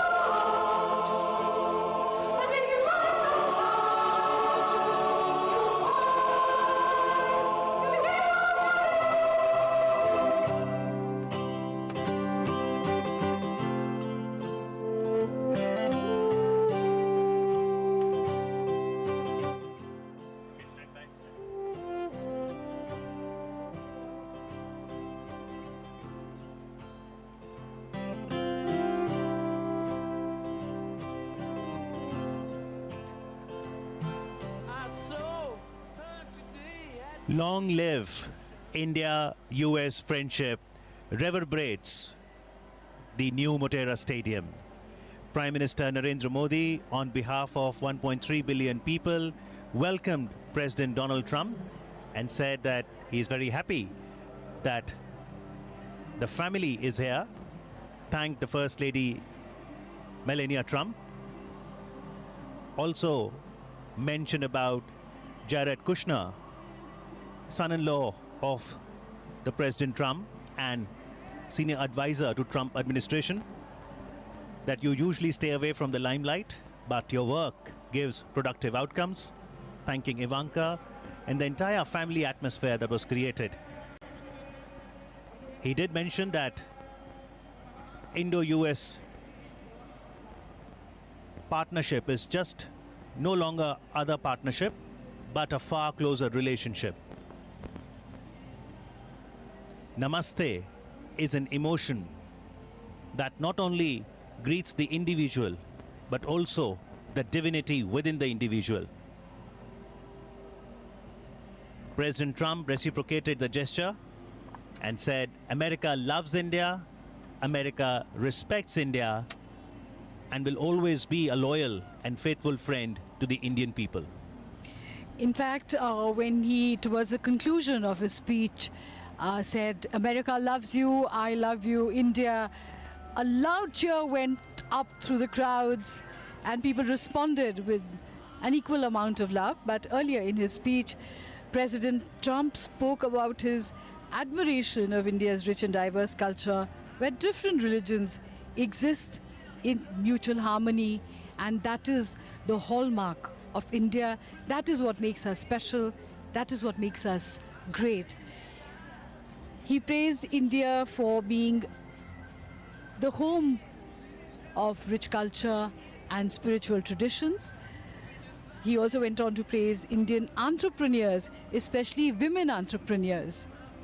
And he told many of the men to beware of the Indian women entrepreneurs because they are so good. Yes, indeed. So a lot of areas of mutual convergence being outlined by President Trump in his speech. He talked about cooperation in the space program, cooperation in the Indo-Pacific region, entrepreneurship, health, education. And Prime Minister Modi also, in his speech, mentioned that there is so much to share between the two nations. Shared hopes and aspirations, shared opportunities and challenges, shared spirit of enterprise and innovation, shared values and ideals.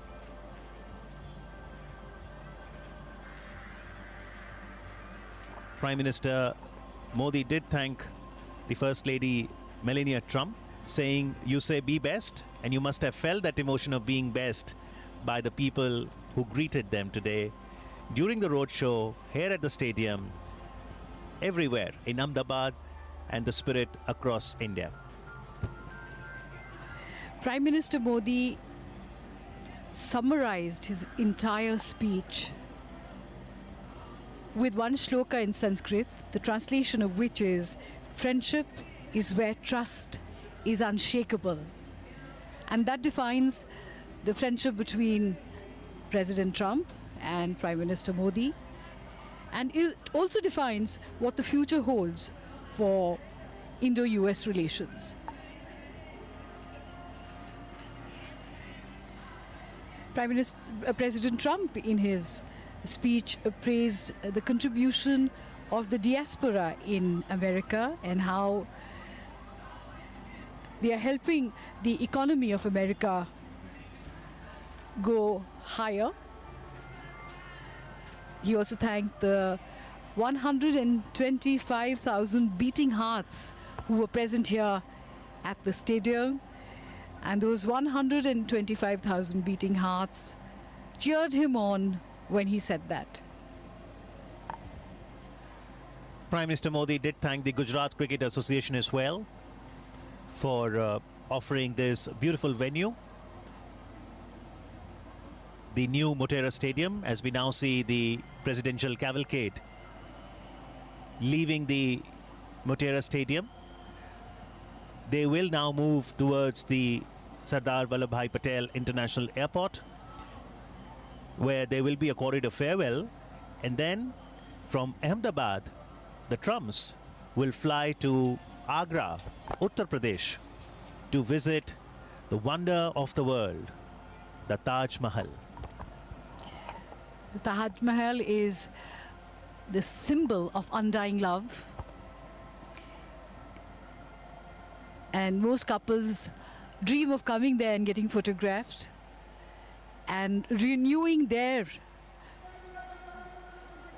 promises of love to each other in front of that beautiful monument, which is called the Pearl on the Cheek of India. Love and compassion is what the world needs. And as President Trump in his speech said, while concluding that may the relationship between the US and India deepen to build a more prosperous world for whole of humanity, filled with love and compassion.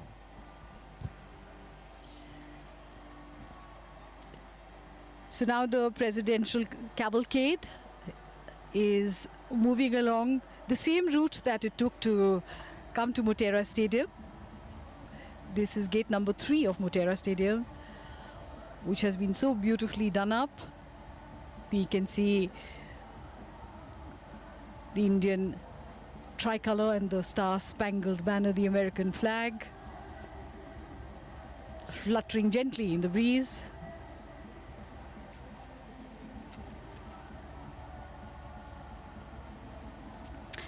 And the music and cheer continues in the stadium. And this running theme to dynamic personalities, one momentous occasion, Namaste Trump. These hoardings we've seen all along the main roads of Ahmedabad.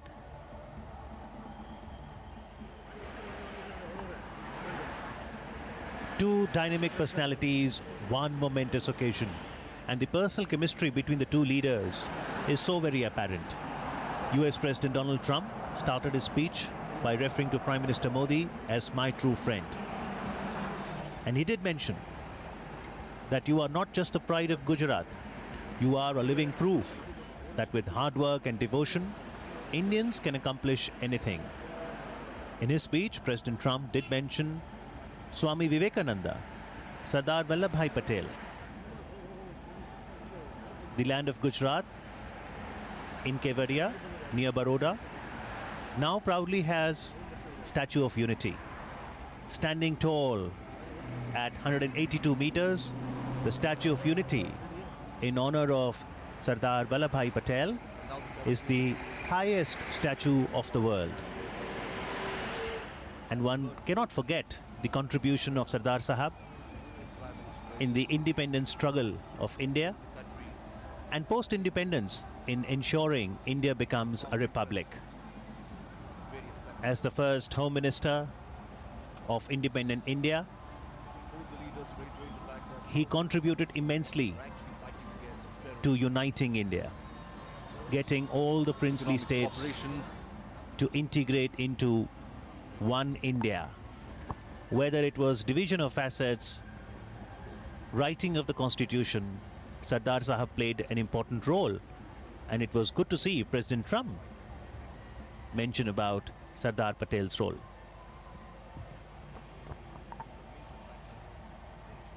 The crowds still thronging the streets of Ahmedabad and the route of the presidential cavalcade.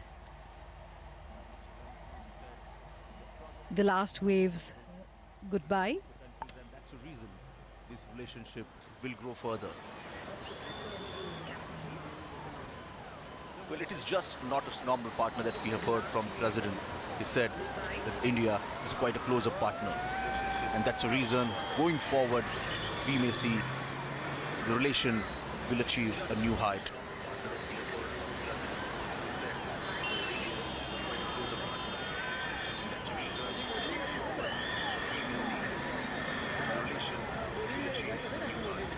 America loves India. America respect India. Those were the words from the President Donald Trump.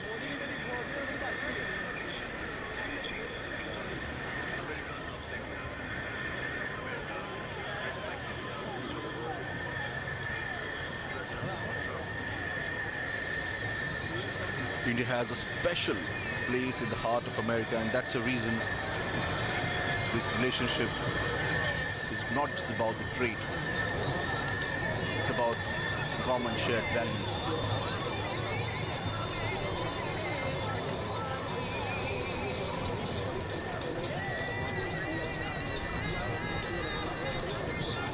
Prime Minister Narendra Modi said that when he faced for the first time Donald Trump in Washington DC, the president said that India has got a true friend in White House.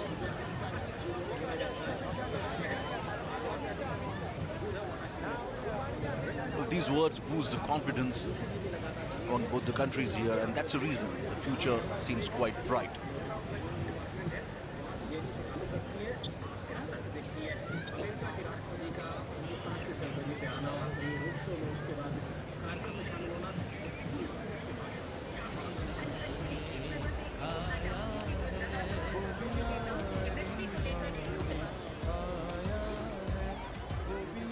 Now, President is moving towards the international airport in Ahmedabad, after which he'll be having the other engagements. The President will be traveling to Agra with the First Lady Melania Trump, and then will move towards Delhi, where he'll have bilateral meetings with the Indian counterparts.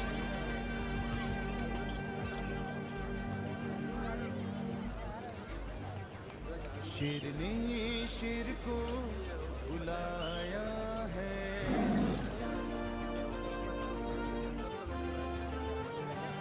शेर ने शेर को बुलाया है, वो भी यारी निभाने आया है, वो भी यारी निभाने आया है। इस तरह गुर्जरी को सजाएंगे हम। Partnership in economic and space sector is what both the countries seems to be focusing upon. President Donald Trump also recognized India's effort in space sector by recognizing the mission Chandrayaan. Modi का दम नमस्ते Trump, Modi का दम दम दम नमस्ते Trump Trump Trump. India hit hard quite terrorism, and that's the reason the issue of terrorism was always a problem for India, and that's what Prime Minister Narendra Modi was quite vocal about this issue on various international platforms. The United States have also recognized this and have said that the US and India will fight the menace of terrorism together.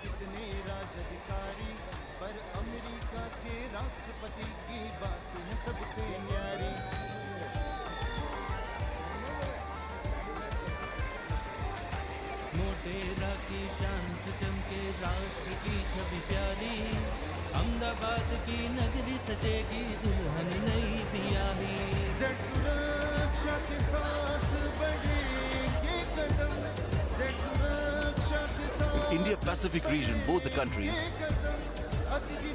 United States of America and India, is now look like a natural alliance.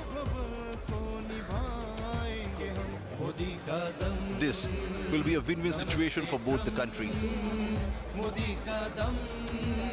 as both the countries are aspiring for a shared goal of development.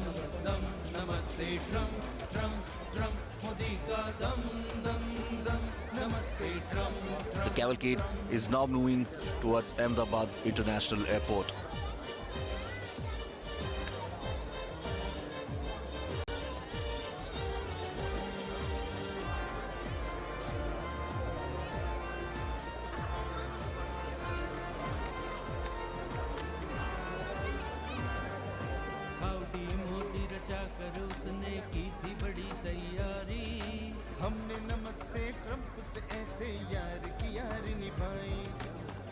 So as we're talking about as both the countries, especially coming together on various platforms. Both the leaders have met each other earlier on various platforms, but each time you see that special connection, the special bond.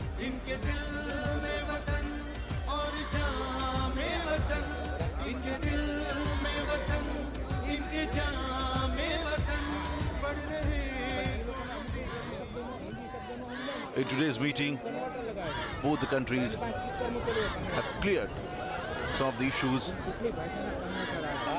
as if what both the countries thinking about those.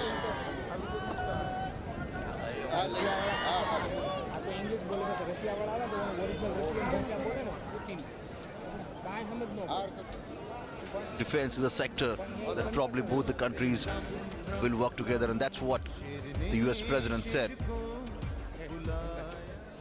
that US is looking to increase the trade in defense sector with India. But at the same time, he mentioned the fact that the Indian Prime Minister is a tough negotiator.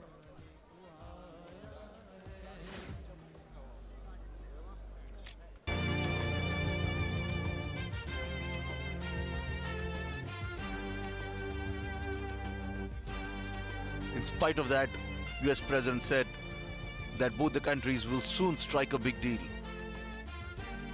keeping in mind the advantage of both the countries.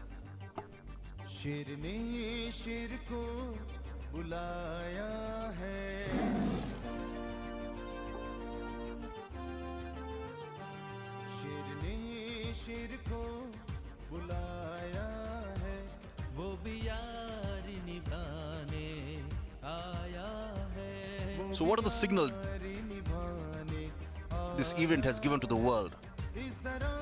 It's quite evident that India and America are now emerging as a true friend at various platforms, be it bilateral relation or bilateral trade.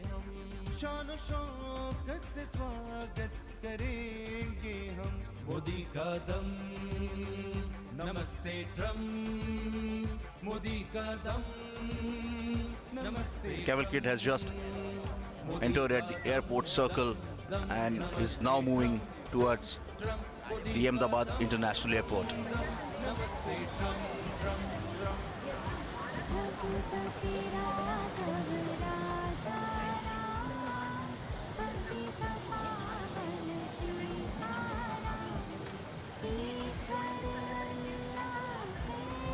It was just a 3.5 hours visit to Gujarat, Ahmedabad, but the President of the United States is quite happy with the way Prime Minister hosted this event.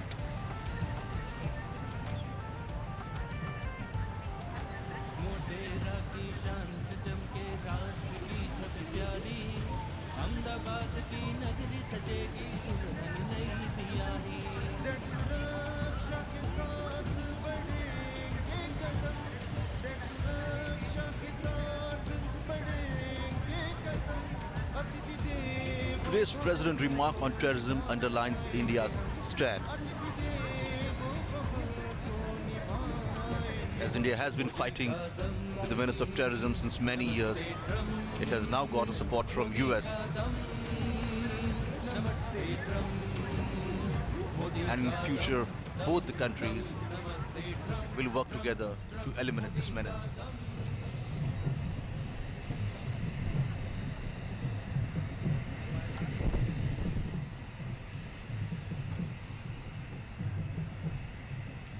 Well, we now see the presidential cavalcade moving closer to the Sardar Vallabhbhai Patel International Airport.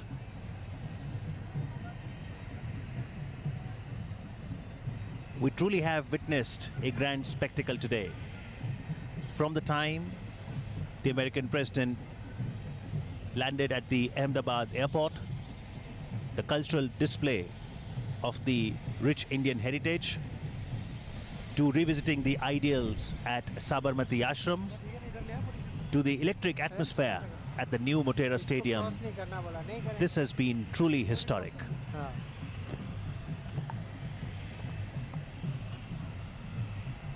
The The crowds have been cheering throughout, and the dancers have been performing throughout with the same enthusiasm and the same excitement.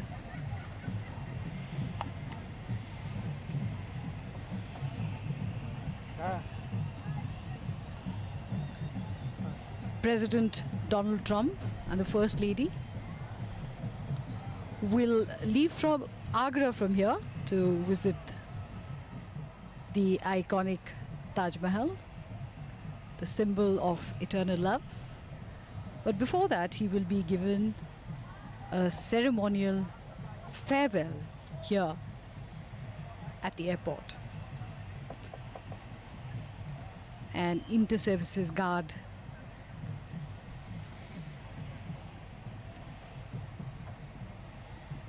part of the ceremony.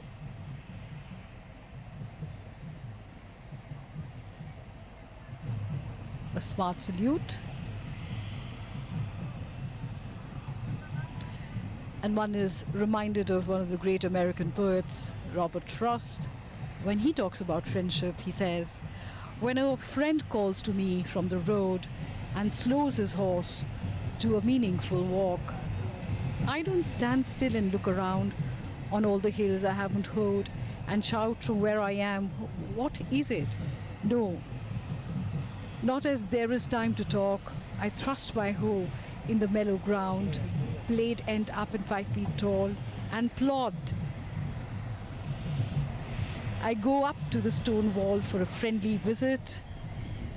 And this leg of President Donald Trump's visit comes to an end as he and the First Lady just waved an enthusiastic goodbye.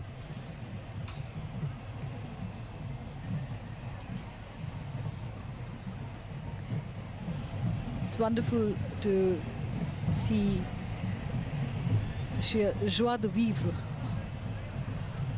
of these dancers.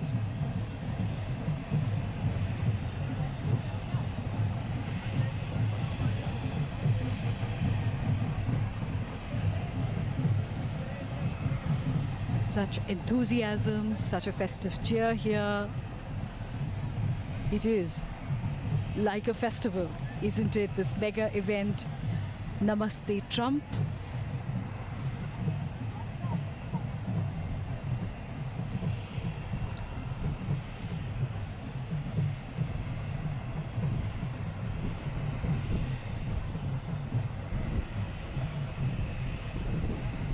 Girl bar in full display.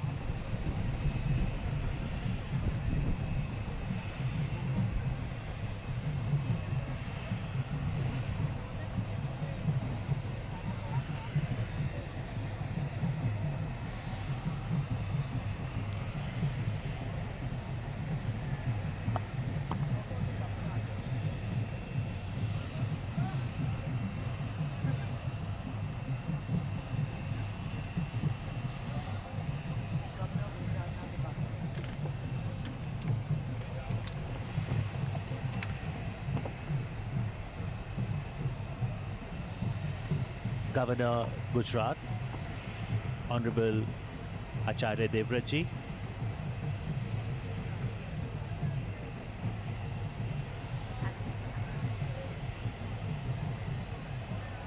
so as President Trump mentioned in his speech that Melania and my family will remember the hospitality forever, we do sincerely hope that from Namaste Trump to Dhanyavad Trump in Ahmedabad would be beautiful nostalgic memories which will continue further as they now fly from Ahmedabad to Agra.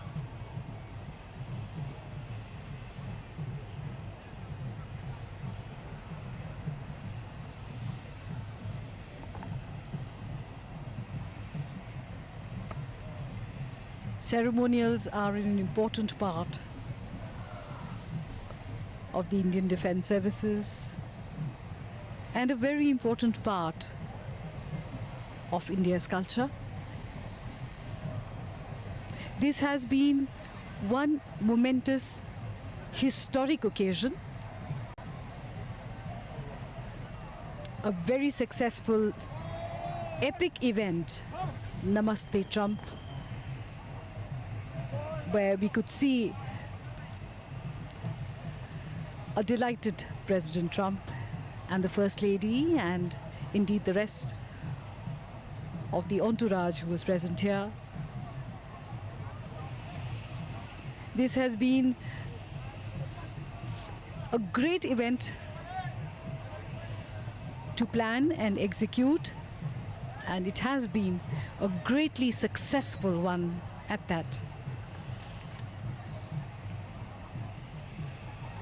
There is a flurry of activity going on here.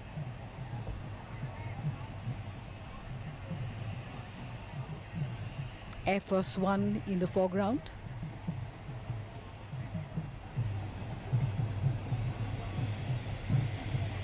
The dancers unstoppable as ever.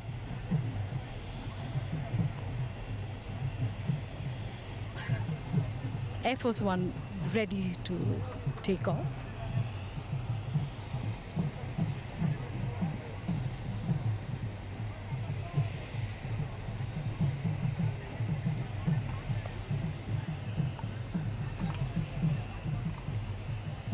And as Air Force One takes flight towards Agra, Indo-US relations will soar towards new skies of aspiration.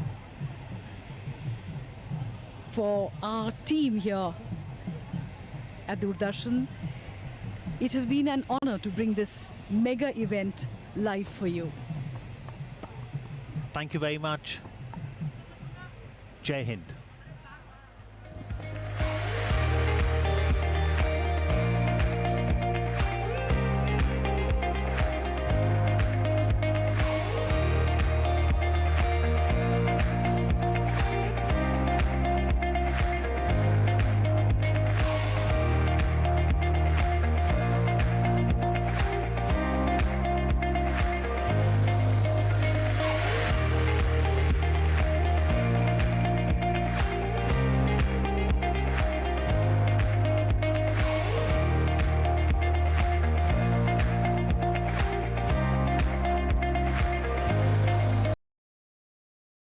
We are on our way, and India is absolutely ready.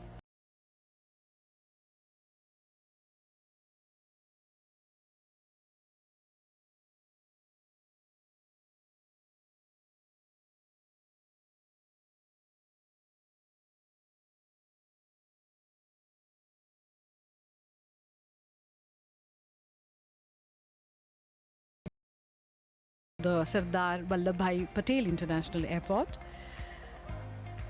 The President of the United States of America will receive a ceremonial welcome. He will be received by the Honorable Prime Minister of India, Shri Narendra Modi, and they share this very special bond. President Trump has often called him my good friend. So we will see the meeting again in India this time. President Trump is being accompanied by the First Lady of America, Madam Melania Trump.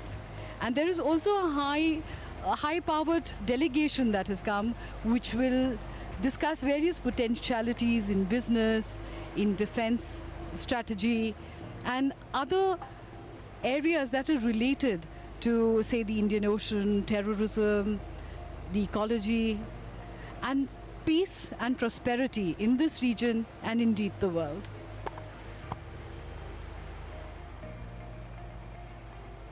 And talking about tweets, in her tweet,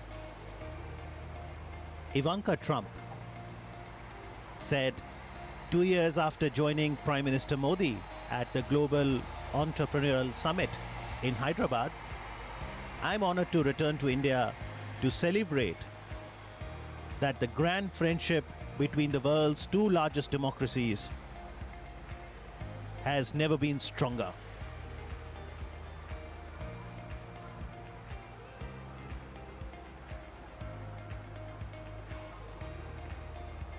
So in terms of sequence of events, President Trump and distinguished guests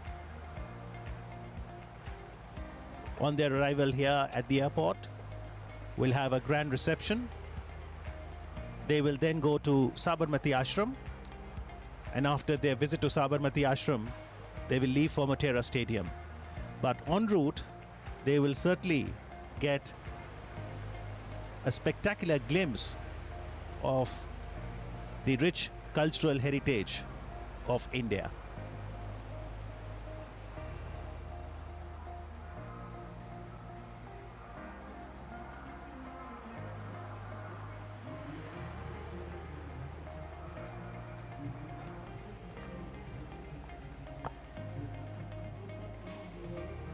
There has been much excitement here in Ahmedabad over the last few days as the city has been spruced up to welcome their special guest.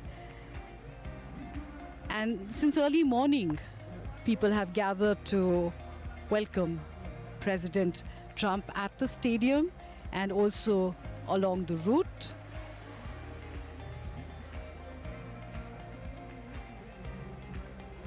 We're just a few moments away from getting the first glimpse of the President of the United States of America. The red carpet being laid out for him, literally and metaphorically, because this is going to be a very special event for India and also for the President himself, and he has expressed his excitement about being in India through his various tweets. India and America have a strong people-to-people connect as well. A significant Indian diaspora does reside in the United States. There are a lot of American companies here in India. So there has always been a special bonding between the two countries. As we now see the guests alighting from the aeroplane, Ivanka Trump, senior advisor to the Trump administration and daughter of the US President Donald Trump.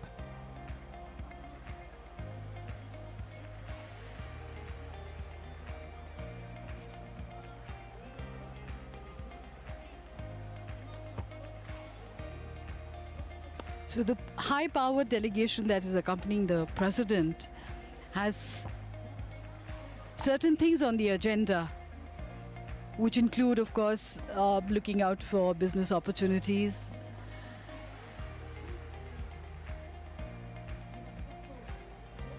maybe even cultural exchange. What do you feel, Amit? Well, one can observe and experience the growing synergy between India and America over the decades. And there are a lot of areas of mutual interest: security, trade, healthcare, communications, digital technology, education, entrepreneurship, energy sector cooperation. India, of course, playing a leading role forming the International Solar Alliance, as we now see the Honorable Governor and Chief Minister of Gujarat proceeding to receive the guests.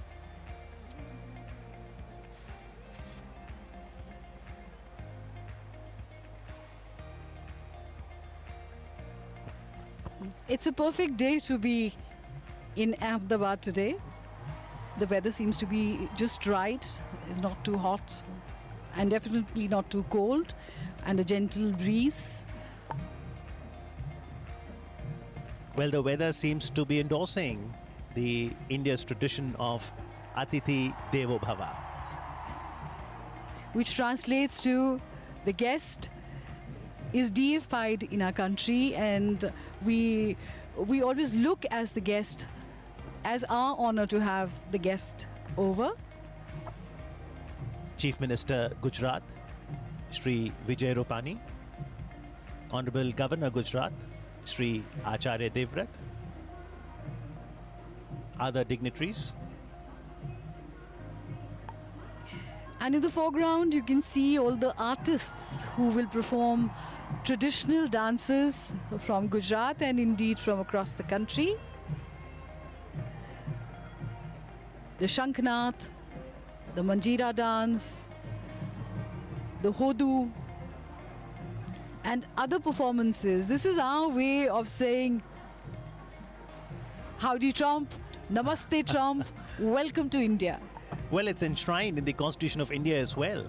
Part 4A, Article 51A talks about fundamental duties, which talks about 11 fundamental duties for every citizen. And one of them is to value and preserve the rich heritage of our composite culture. And in moments from now, President Trump and all of us will witness some mesmerizing music, folk dances. It would absolutely be a sight to behold. The colorful costumes. And they're holding conches in their hands. So these are the artists who will perform the Shanknath, which is like a clarion call to invoke the gods and to thank the guest for arriving here on our land.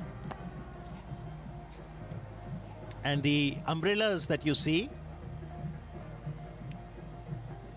that dance group will form part of a popular folk dance of Gujarat called Hudo. There'll be the Mishra Ras, Mewasi dance, another tribal dance form of Gujarat. And all eyes are at the moment on top of the staircase of the aircraft to see the moment when President Trump arrives here in India. This is indeed one momentous occasion when two dynamic personalities meet. Shank is the conch shell and Vandana means prayer.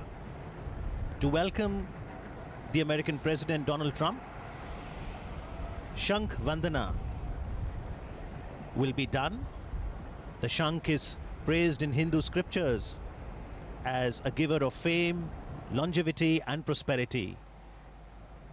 The season of spring, certainly adding a dash of color.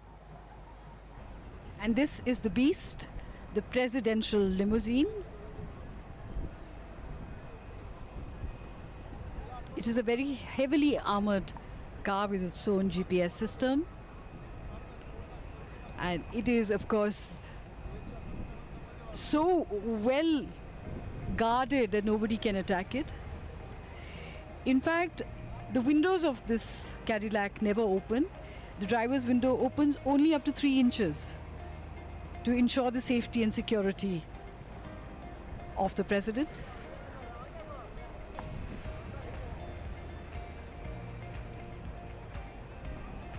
The culture of Gujarat itself is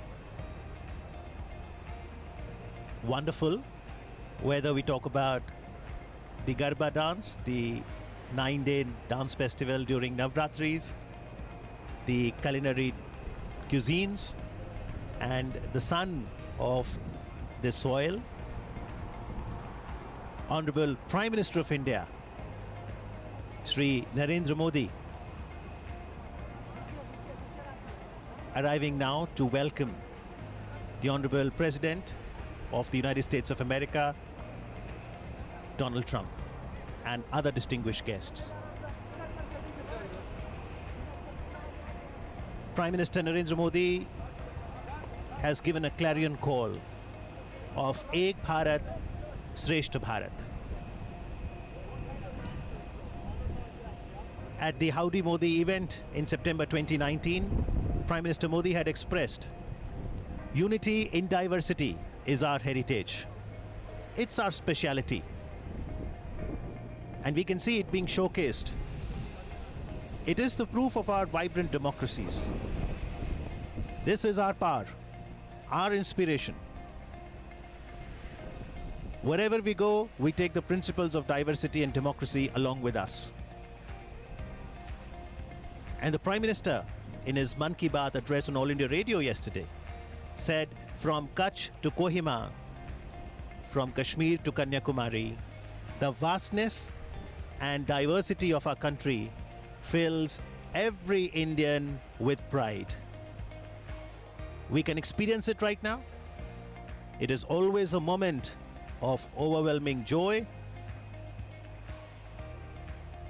And more you discover it, Jasleen, the more remains to be discovered.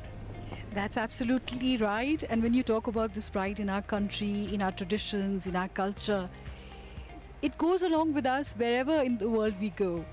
So for the Indian diaspora, that umbilical cord with India always remains.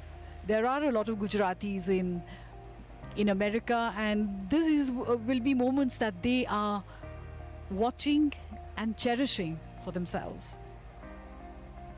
That is why you say you can take an Indian out of India, but you can never take India out of an Indian. Absolutely.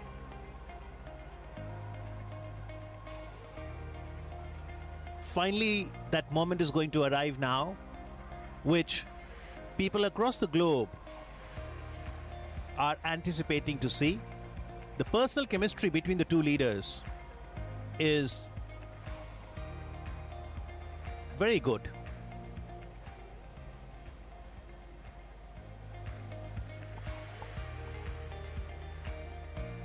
Aspiring dreams, inspiring futures.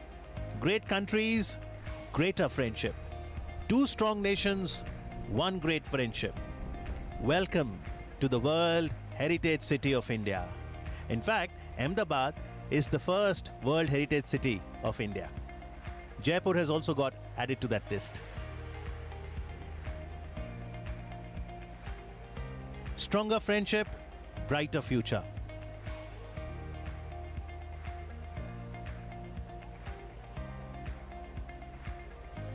These are all slogans that we see on hoardings all around Ahmedabad to welcome President Trump. Wow, what a colorful spectacle to behold in eyes. The beautiful, colorful umbrellas that shall form part of the Hudo folk dance of Gujarat. This is where dancers will be also clapping their hands in a rhythmic fashion. It's a shepherd folk dance performed by the Bharwad community. Viewers of Doordarshan cannot afford to miss that. You were talking about Ahmedabad being a World Heritage City. It was founded in the 15th century and has emerged as an important economic and industrial hub in India. It is the second largest producer of cotton in the country, and its stock exchange is the country's second oldest. The city is divided into two, the old city and the new city, and it offers different moods, right from the hustle and bustle of New Ahmedabad to the quiet retreat of the Sabarmati Ashram. Ahmedabad enjoys a thriving cultural tradition, being the center of Gujarati cultural activities and diverse traditions of different ethnic and religious communities. And we are going to see a showcase of that in just a moment from now.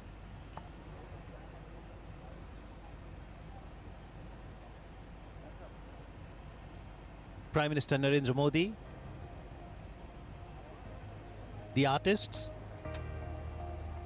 India awaits the arrival of the American President Donald Trump. Well, the foundation of any relationship is the confluence of interest. And there are many reasons for both India and America to be natural allies. Prime Minister Modi had highlighted in his speech at Howdy Modi event in September 2019 that be it 9/11 in America or 26/11 in India, time has come for a decisive battle against terrorism. So security, trade is also another important issue. America has emerged as India's largest trading partner. Healthcare, wellness, be it yoga, and for a healthy future, this time The idea is also to focus on promoting generic medicines. Other issues of mutual interest could be 5G. Prime Minister Modi talks about Digital India, how we can bridge the digital divide, strengthen communications. Ivanka Trump, when she had met the Prime Minister in 2017 November in Hyderabad, she came to attend the Global Entrepreneurship Summit. So entrepreneurship, education could well be another area. That's the US ambassador to India.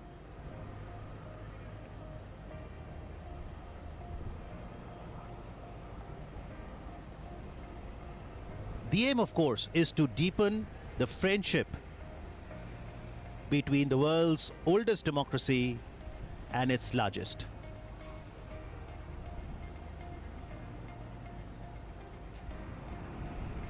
Welcome to India. Welcome, Mr. and Mrs. Trump. The moment that we've all been waiting for with a lot of excitement and anticipation, the arrival of President Trump and the First Lady Melania Trump to India, and the warm welcome, the handshake, the hearty hug, which has now become a symbol of their friendship. Greetings all around. Prime Minister Narendra Modi introducing the American President Donald Trump to the Chief Minister of Gujarat and other dignitaries present.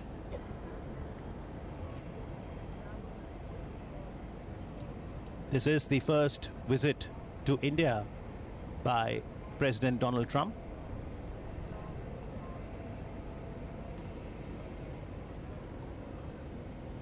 That was a quick greeting with Ivanka Trump and Jared Trump, the daughter and son-in-law of President Trump.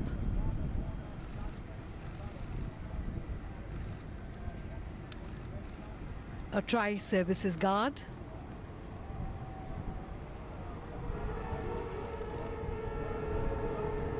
Honoring the arrival of the President and the First Lady. And the traditional welcome of Gujarat, the folk dances that are so colorful, so warm and so welcoming.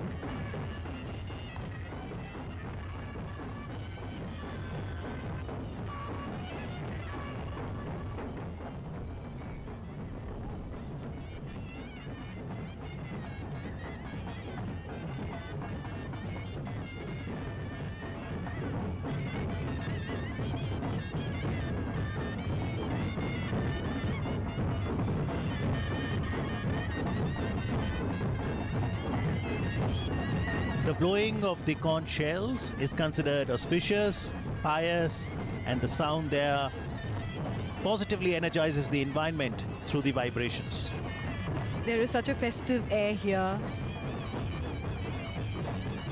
It is as if all of India has come alive to welcome her guests. And this sort of a greeting, this sort of a reception can only be given in India.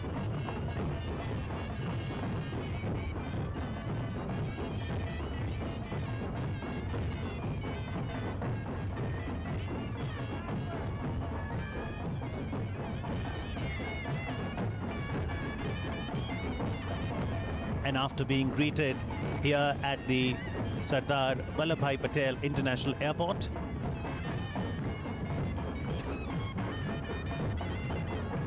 the American President, the First Lady, will now proceed towards Sabarmati Ashram.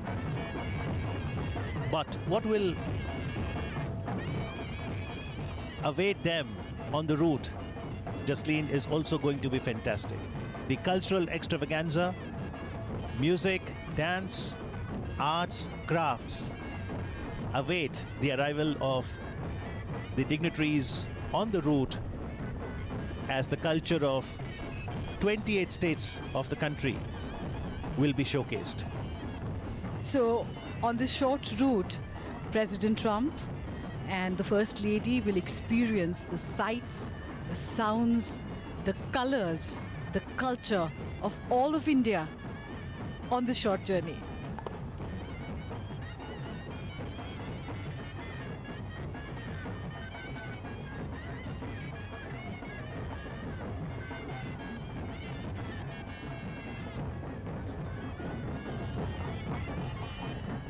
The utter joy of the dancers is infectious as they perform the umbrella dance. And the presidential beast, the armored vehicle, will move away from the airport in just a few moments from now. The tribal dance of Gujarat is a special attraction.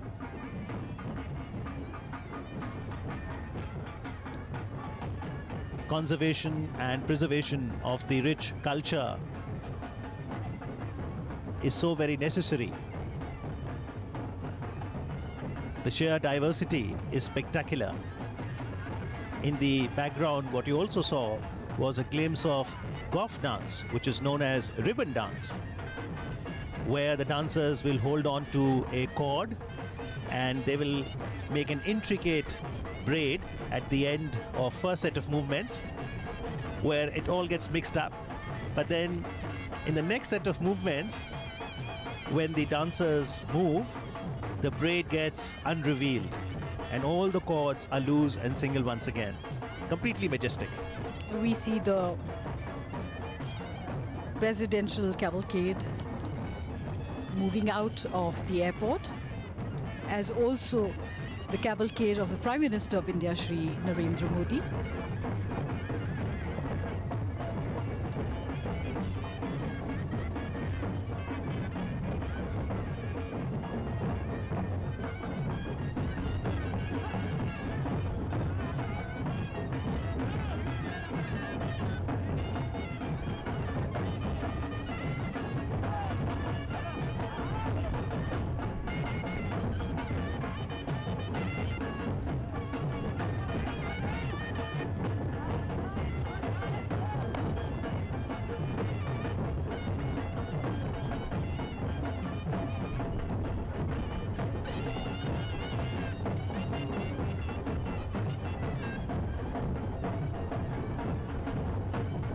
This is indeed a riot of color as artists of all ages, young and old, men and women, dance in gay abandon. And these are 7 or 9 pots that they balance on their heads, which is quite a feat.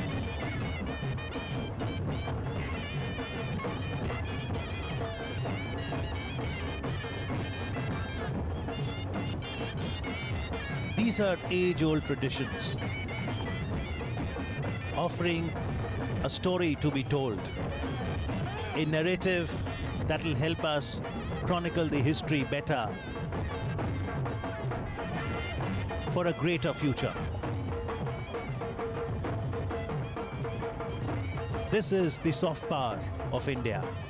The dhols, the costumes, the colors, the rhythm, the claps, the dandiya, the garba, the ribbon dance in the background.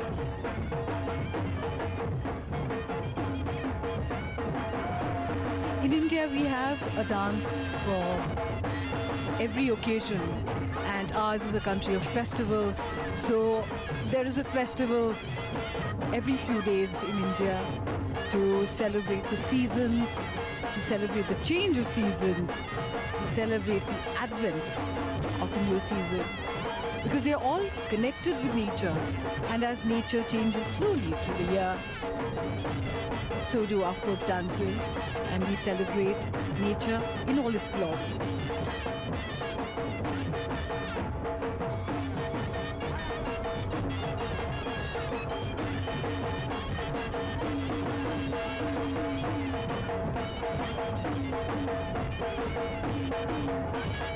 the president's limousine, the Beast. Now slowly moving out of the airport.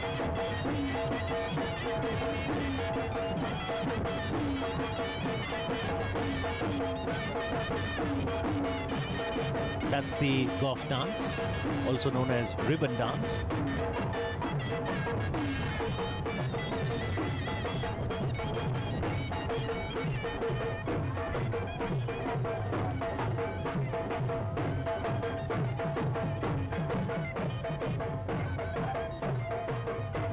Very pleasant weather welcomes the guest.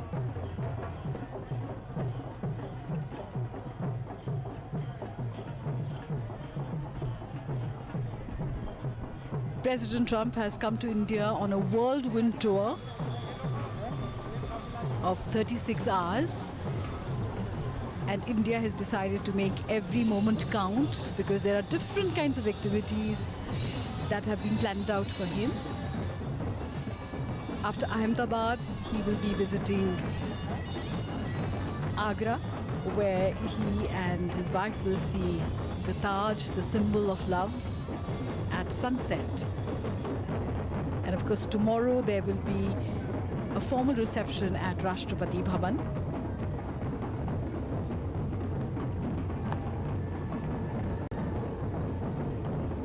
Intricate dance movements and then simplifying it. Joy in the air.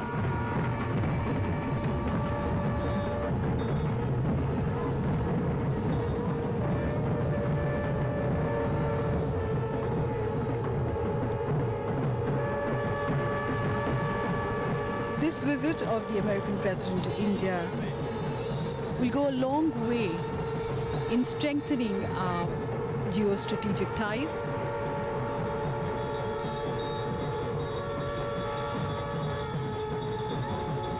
There will be many things which will be discussed on various subjects of mutual interest. And ours are complementary economies. So the road for the future will definitely be laid during this visit.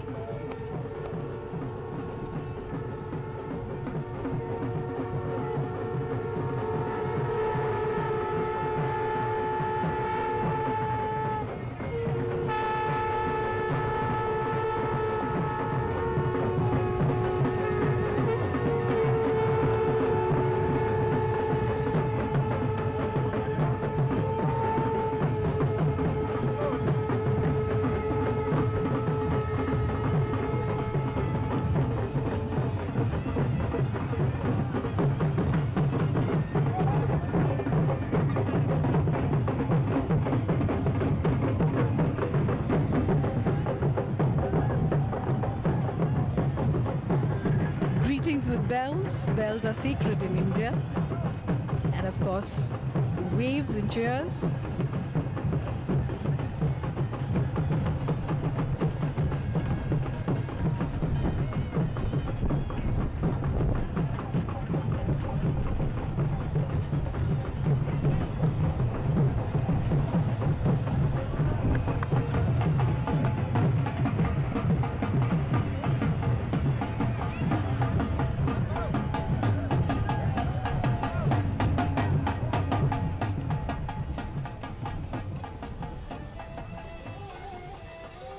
So the entire cavalcade now moves out of the airport towards the city.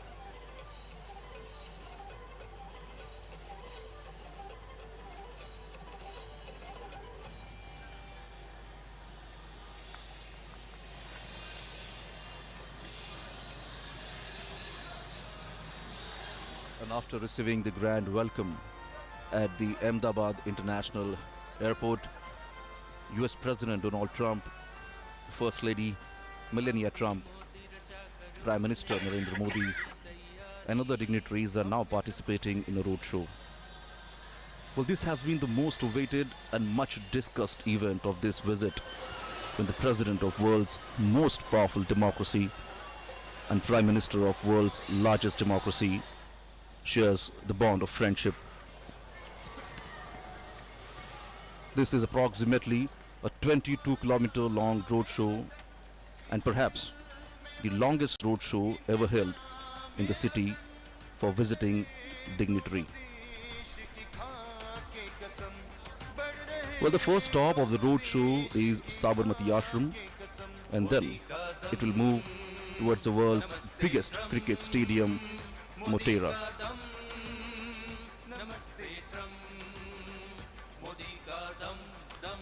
The roadshow has just left from the airport and now is reaching at the airport circle, and then it will move towards Sabarmati Ashram.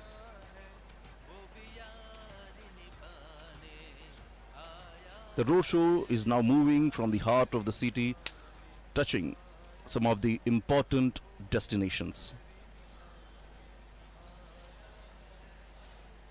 This is the airport circle now, where the cavalcade is moving towards Sabarmati Ashram.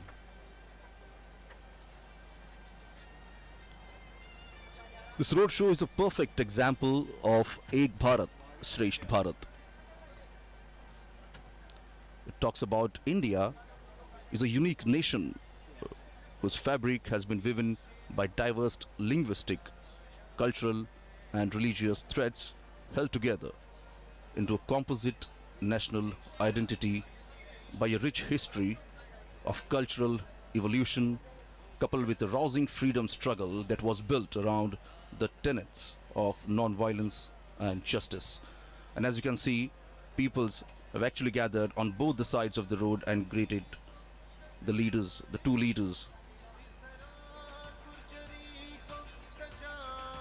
And as you can see on your screens here, in this roadshow, more than 28 stages have been set up at various locations. And the artist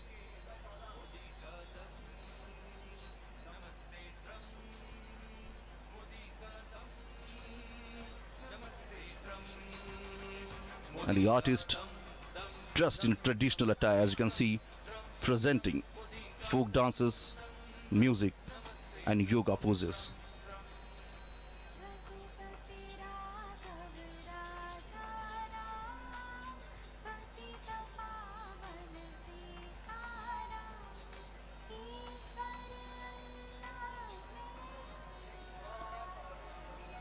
Whether it is east or west, north or south, and from many states of India, the talented artists have come here to showcase their talent and make the world aware of the arts. And this is a perfect platform when all the eyes are set on them. This is the soft power of India.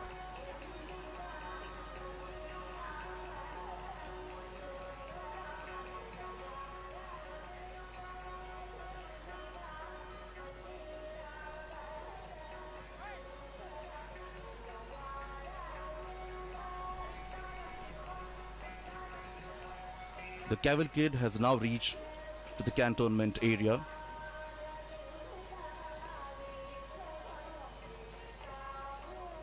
You can see people try to capture the movement in their mobile phones. Here we can see the history unfolds.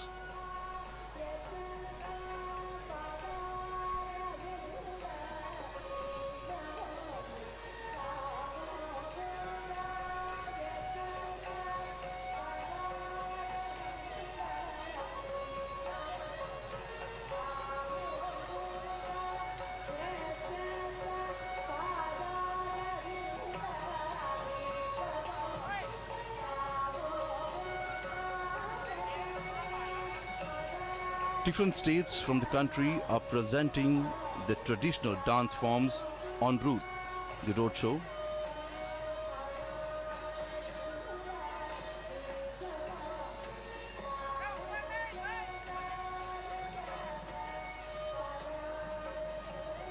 The distance between the airport and the Sabarmati ashram is about approximately 7 kilometers.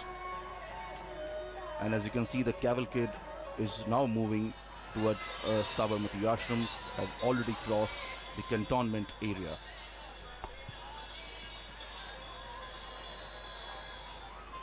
It is now reaching at Hanuman Camp Road.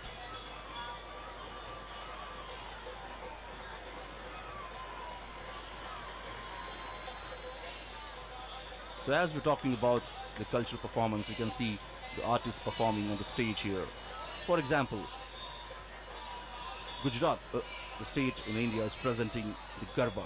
Garba is a form of dance which originated in the state of Gujarat, and many traditional Garbas are performed around a centrally lit lamp or picture or statue of goddess Shakti. Traditionally, it is performed during the 9-day Navratri festival.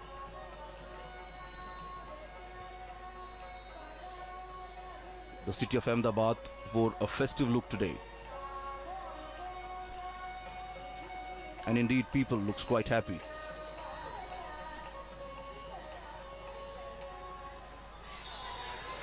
This is a golden Qatar gate where the cavalcade is reaching now.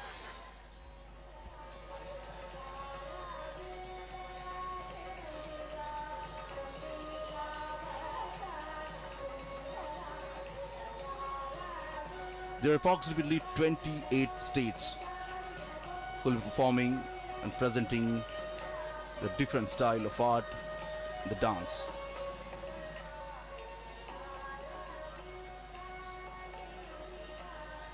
These artists have been performing and practicing since many years.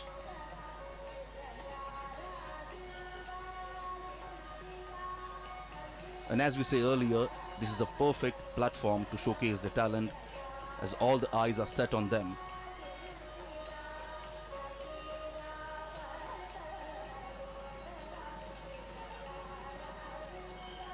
And here the different states are performing, the artists are performing the local folk dance.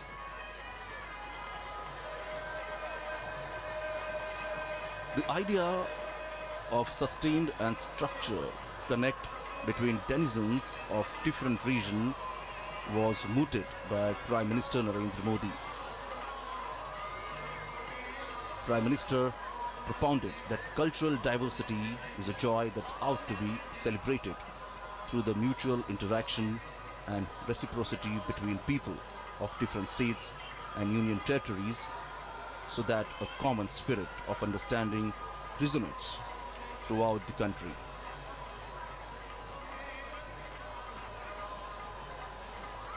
And now the cavalcade is reaching at the Sabarmati riverfront road.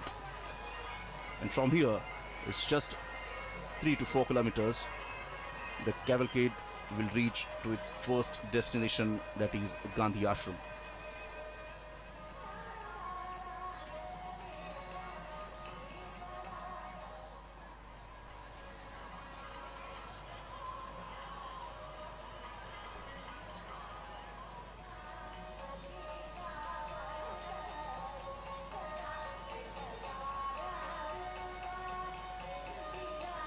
Prime Minister Narendra Modi has personally and quite warmly hosted world leaders in Ahmedabad, and especially at the Sabarmati riverfront where this cavalcade is now turning. At the Sabarmati riverfront also we can see the artists are performing on the banks of the river of Sabarmati.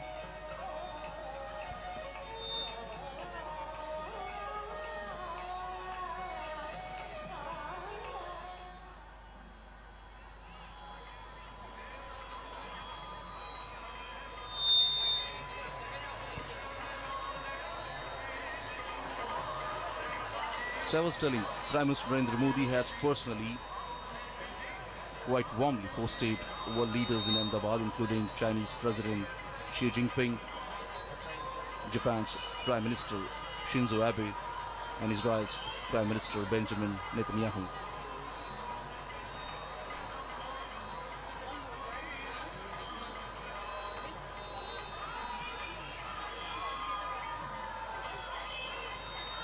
The roadshow has reached to the Sabarmati Riverfront Road.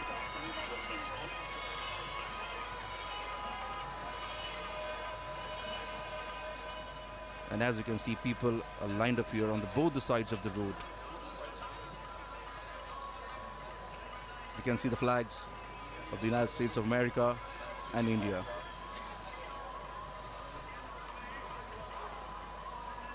Well, this friendship is not just between the two leaders. Here we can see a friendship between two countries.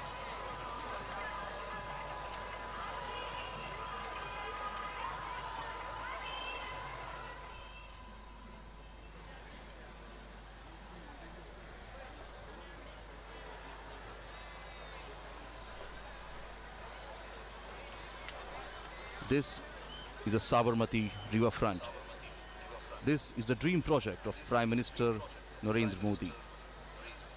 The project was long pending, but when Prime Minister Narendra Modi became Chief Minister of Gujarat, he took the project on a mission mode. And this long pending project was completed in just few years. This project has become a successful affair, as now many states developing the riverfront in their cities like this. Prominent leaders like Japan and Israel, Prime Ministers also visited the riverfront and got surprised to see it.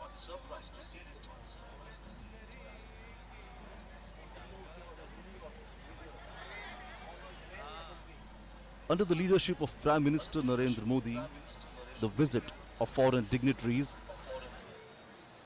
was not just confined to national capital Delhi, but was taken to other states of India. So therefore, we saw Portugal President visiting Mumbai for Indian-Portugal Business Forum, China's President Xi Jinping visiting Mahabalipuram, Tamil Nadu, French President Emmanuel Macron and Japan's Prime Minister Shinzo Abe visiting Varanasi and Mirzapur in Uttar Pradesh, and now we can see US President visiting Ahmedabad, Agra and Delhi.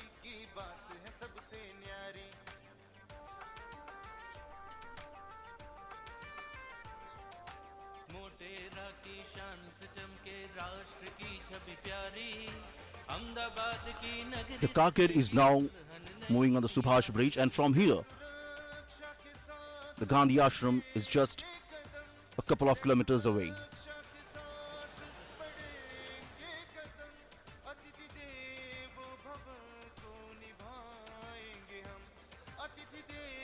On both the sides of the road we can see big hoardings and posters being displayed of both the leaders here.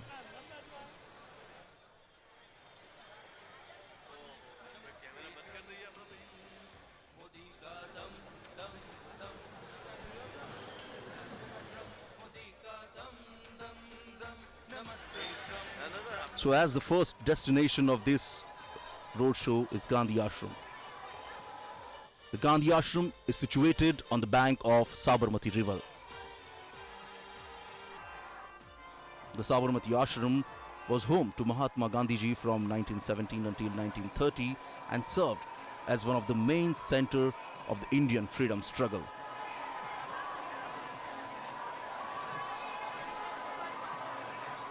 As we can see, the cavalcade has reached on the Subhash Bridge. The cavalcade is now crossing Sabarmati River.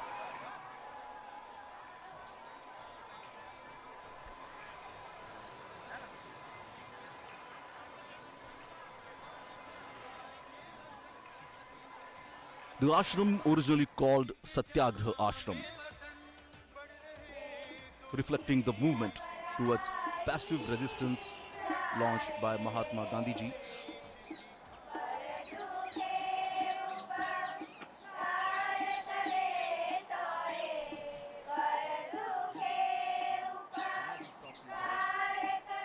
city. The Ahmedabad city today wore a festive look here.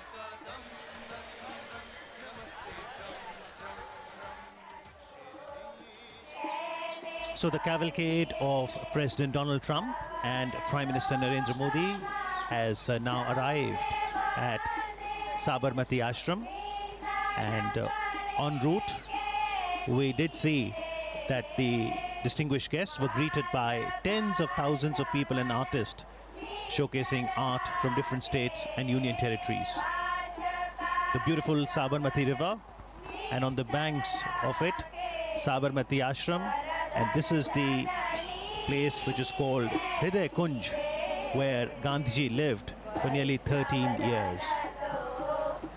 Honorable Prime Minister Narendra Modi being welcomed at Sabarmati Ashram.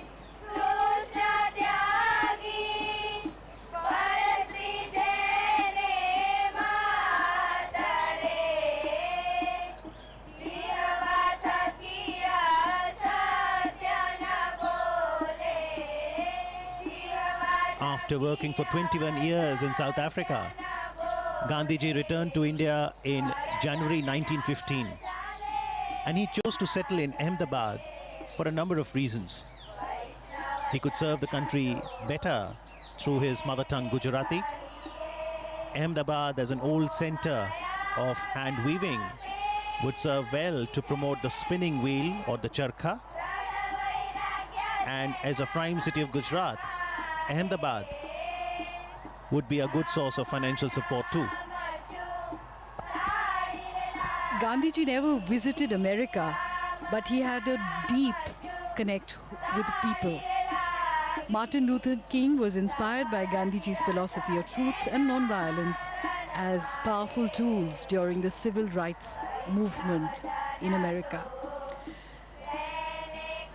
He said, when I go to other countries, I go as a tourist, but when I come to India, I come as a pilgrim.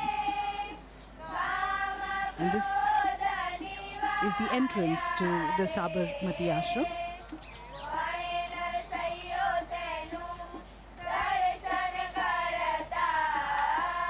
It has been preserved as it was during Gandhiji's time.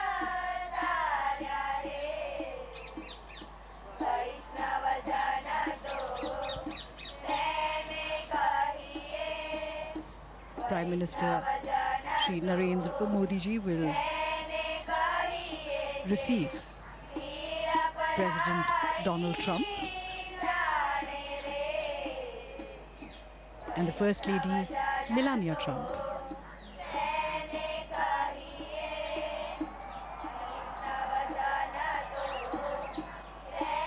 A traditional welcome with a khadi angavastra or a stole. The significance being explained here to the President and the First Lady.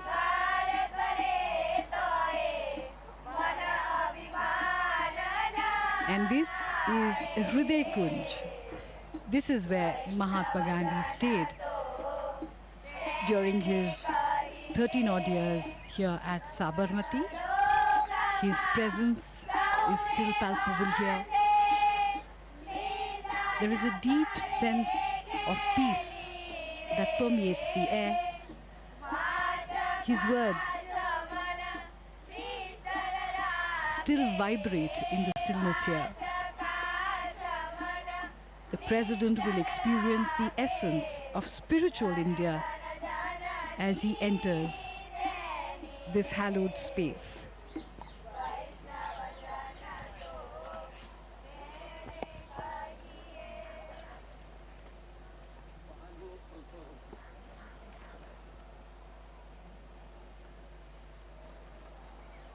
President Donald Trump and Prime Minister Modi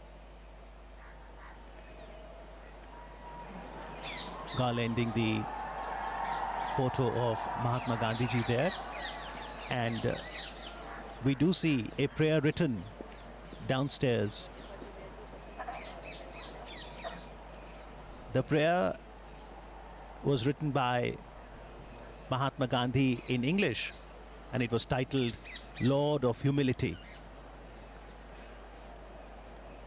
where he expressed, let us be embodiments of self-sacrifice, embodiments of godliness, humility personified, that we may know the land better and love it more. This is the meeting place where Gandhiji used to meet a lot of people.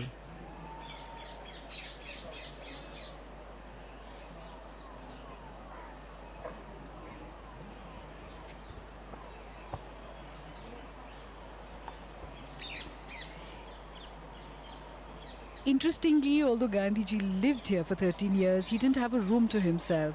He spent most of his time in this veranda, spinning the charkha, or the spinning wheel, as we can see in the visuals. And that little room on the left was his study, where he wrote letters every day to people all across India who were connected with the freedom movement, and people from all across the world who wrote to him. This is also where he met the leaders of the freedom movement and international guests. This is where various decisions regarding India's freedom struggle were taken.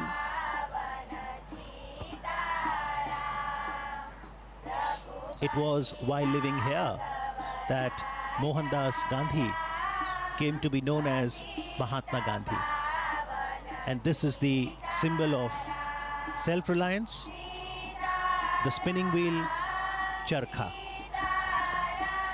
The charkha was Gandhiji's great tool for empowerment and dignity of labor. President Trump and the First Lady giving it a try. It also has great spiritual significance.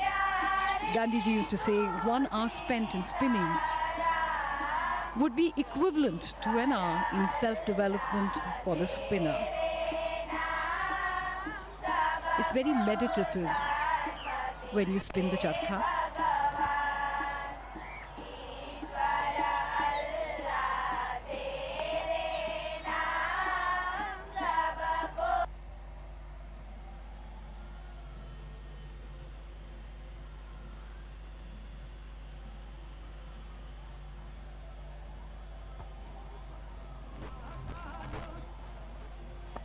In the meanwhile, Motera Stadium is abuzz with excitement.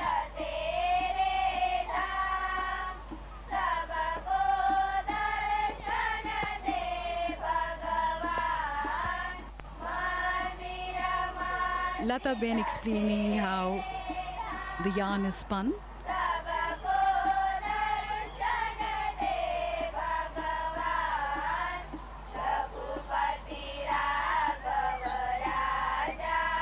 For most people, trying the charkha for the first time can be a little unnerving, but once you get used to it, you understand what Gandhiji meant when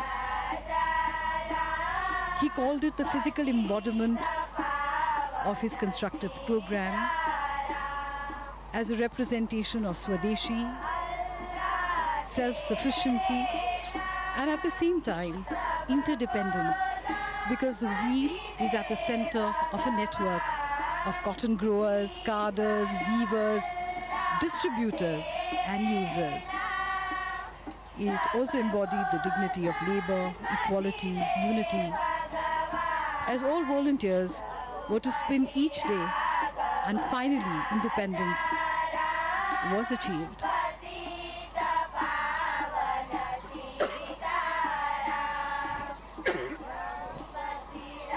In fact, it has been called the livery of our freedom. That is what Khadi signifies for us.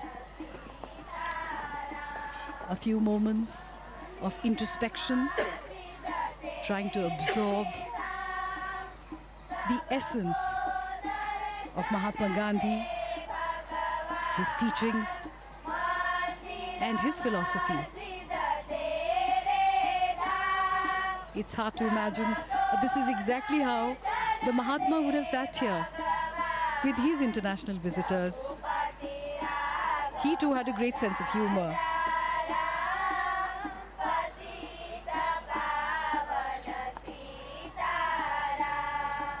Interestingly, Gandhiji could write from both his hands. And sitting here in the veranda, he would meet a lot of world leaders and other guests, as we now see the special visitor today, the American President, Donald Trump, now penning his thoughts in the visitor's book.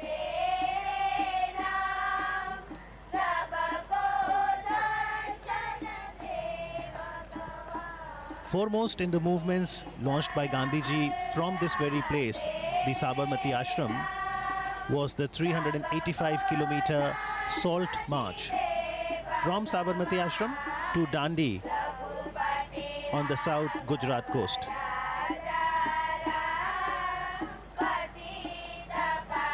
Interestingly, Gandhi Smarak Sangrahalaya, Sabarmati, is open on all days of the year, from 8:30 in the morning till 6:30 in the evening. Daily about 2,000 to 3,000 footfalls, and on a holiday, Sunday, weekend, that increases to about 5,000 footfalls.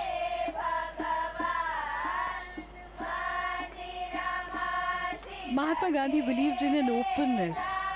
He used to say, I do not want my house to be walled on all sides and my windows to be stuffed. I want the cultures of all lands to be blown about my house as freely as possible. But I refuse to be blown off my feet by any. This perhaps is the openness that you talked about. The people of all cultures, all traditions came here. The three monkeys of Mahatma Gandhi: speak no evil, see no evil, hear no evil.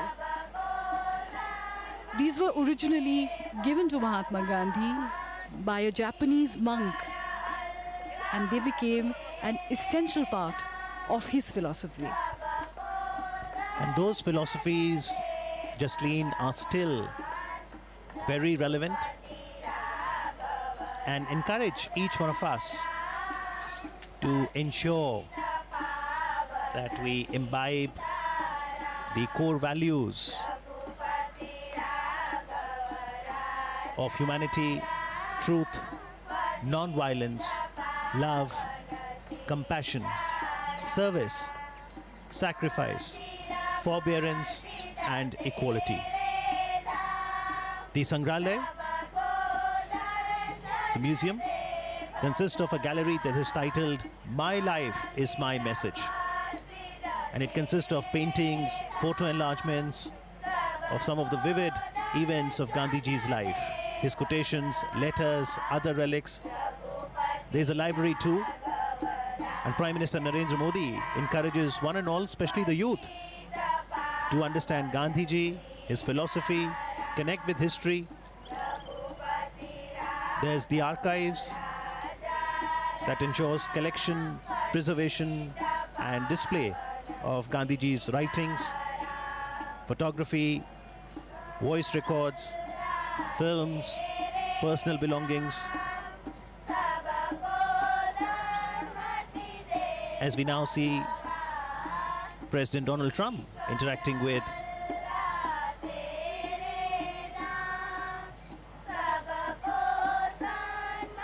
the members of the Gandhi Smarak Sangrahalaya, Sabarmati.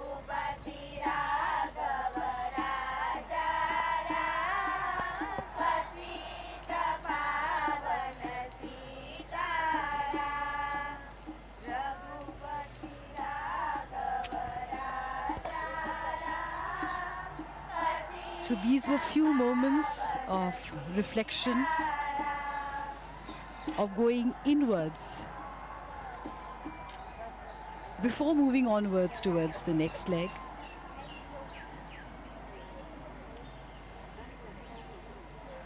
Mahatma Gandhi said that to find oneself, one has to lose oneself in the service of others.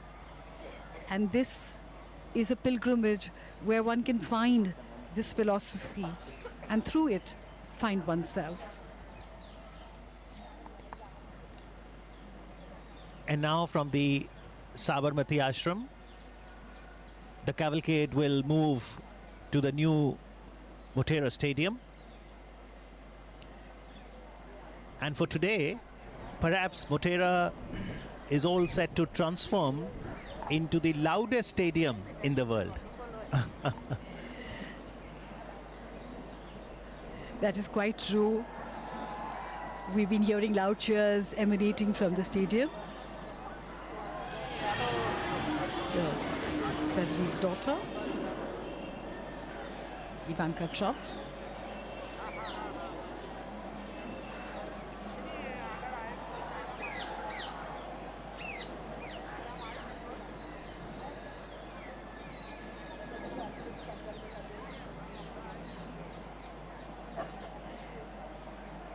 Gandhiji believed in the concept of living in a commune with just the bare necessities, because he said that nature gives you enough for your needs, though not enough for your greed.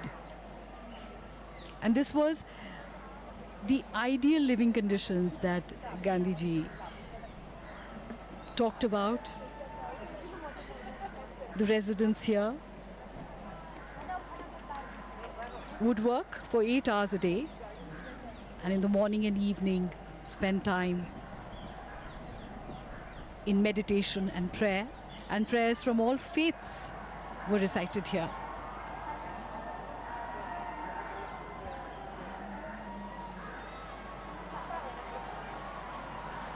In fact, members of the ashram began their day by gathering to pray, and in the evening they returned to pray again and take stock of the day's activities.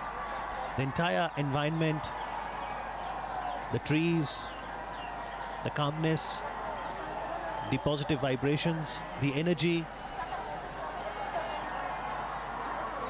makes you feel very relaxed. And also, it sends a shiver down one's spine to think that this is exactly where Mahatma Gandhi lived. To breathe the same air that he once breathed is really special for the visitor. So whether it's the stillness one can experience at Sabarmati Ashram or the loudest cheer that awaits at the Motera, it's an array of emotions that engulfs the life of a human being. Come to think of it, that is the essence of India, isn't it?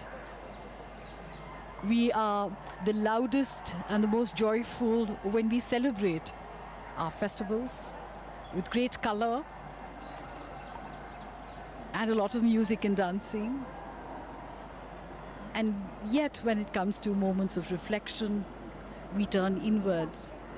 This is a part of life for most Indians. Despite the compulsions of modern day living,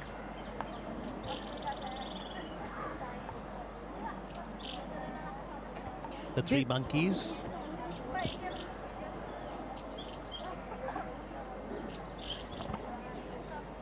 The three monkeys embody the very essence of Gandhiji's philosophy of seeing no evil, speaking no evil, and hearing no evil.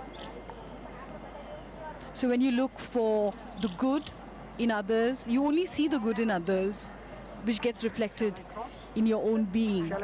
Because Gandhiji said we really are mirrors of each other.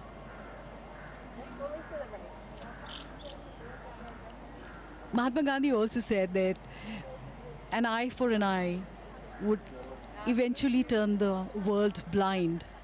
So he talked about compassion, forgiveness, friendship, and understanding with each other.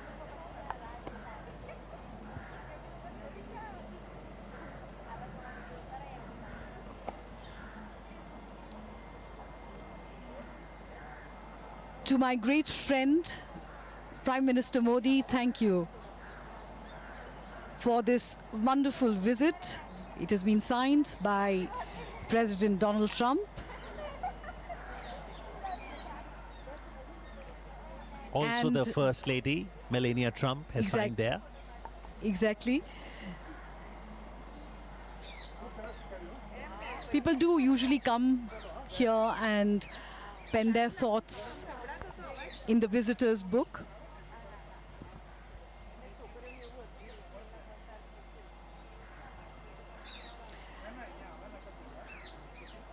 And this will be a wonderful visit for the president and his entourage.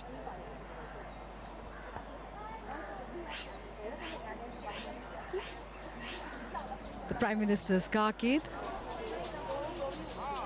moving down the avenues of Ahmedabad, lined with thousands of people who are here to cheer the Prime Minister and his dear friend, the President of America.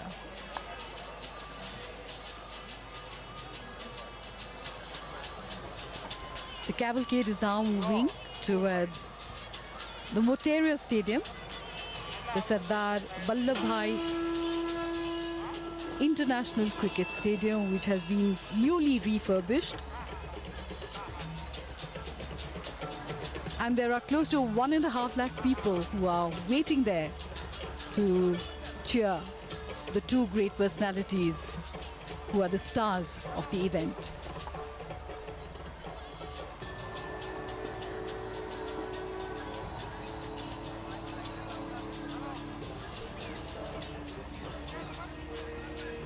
The presidential cavalcade now departing from Sabarmati Ashram. Mahatma Gandhi's philosophy is still relevant today, and this can be seen by the fact that almost 2,000 people visit here daily and more than 5,000 people come to Sabarmati Ashram on weekends, waving and cheering the president along.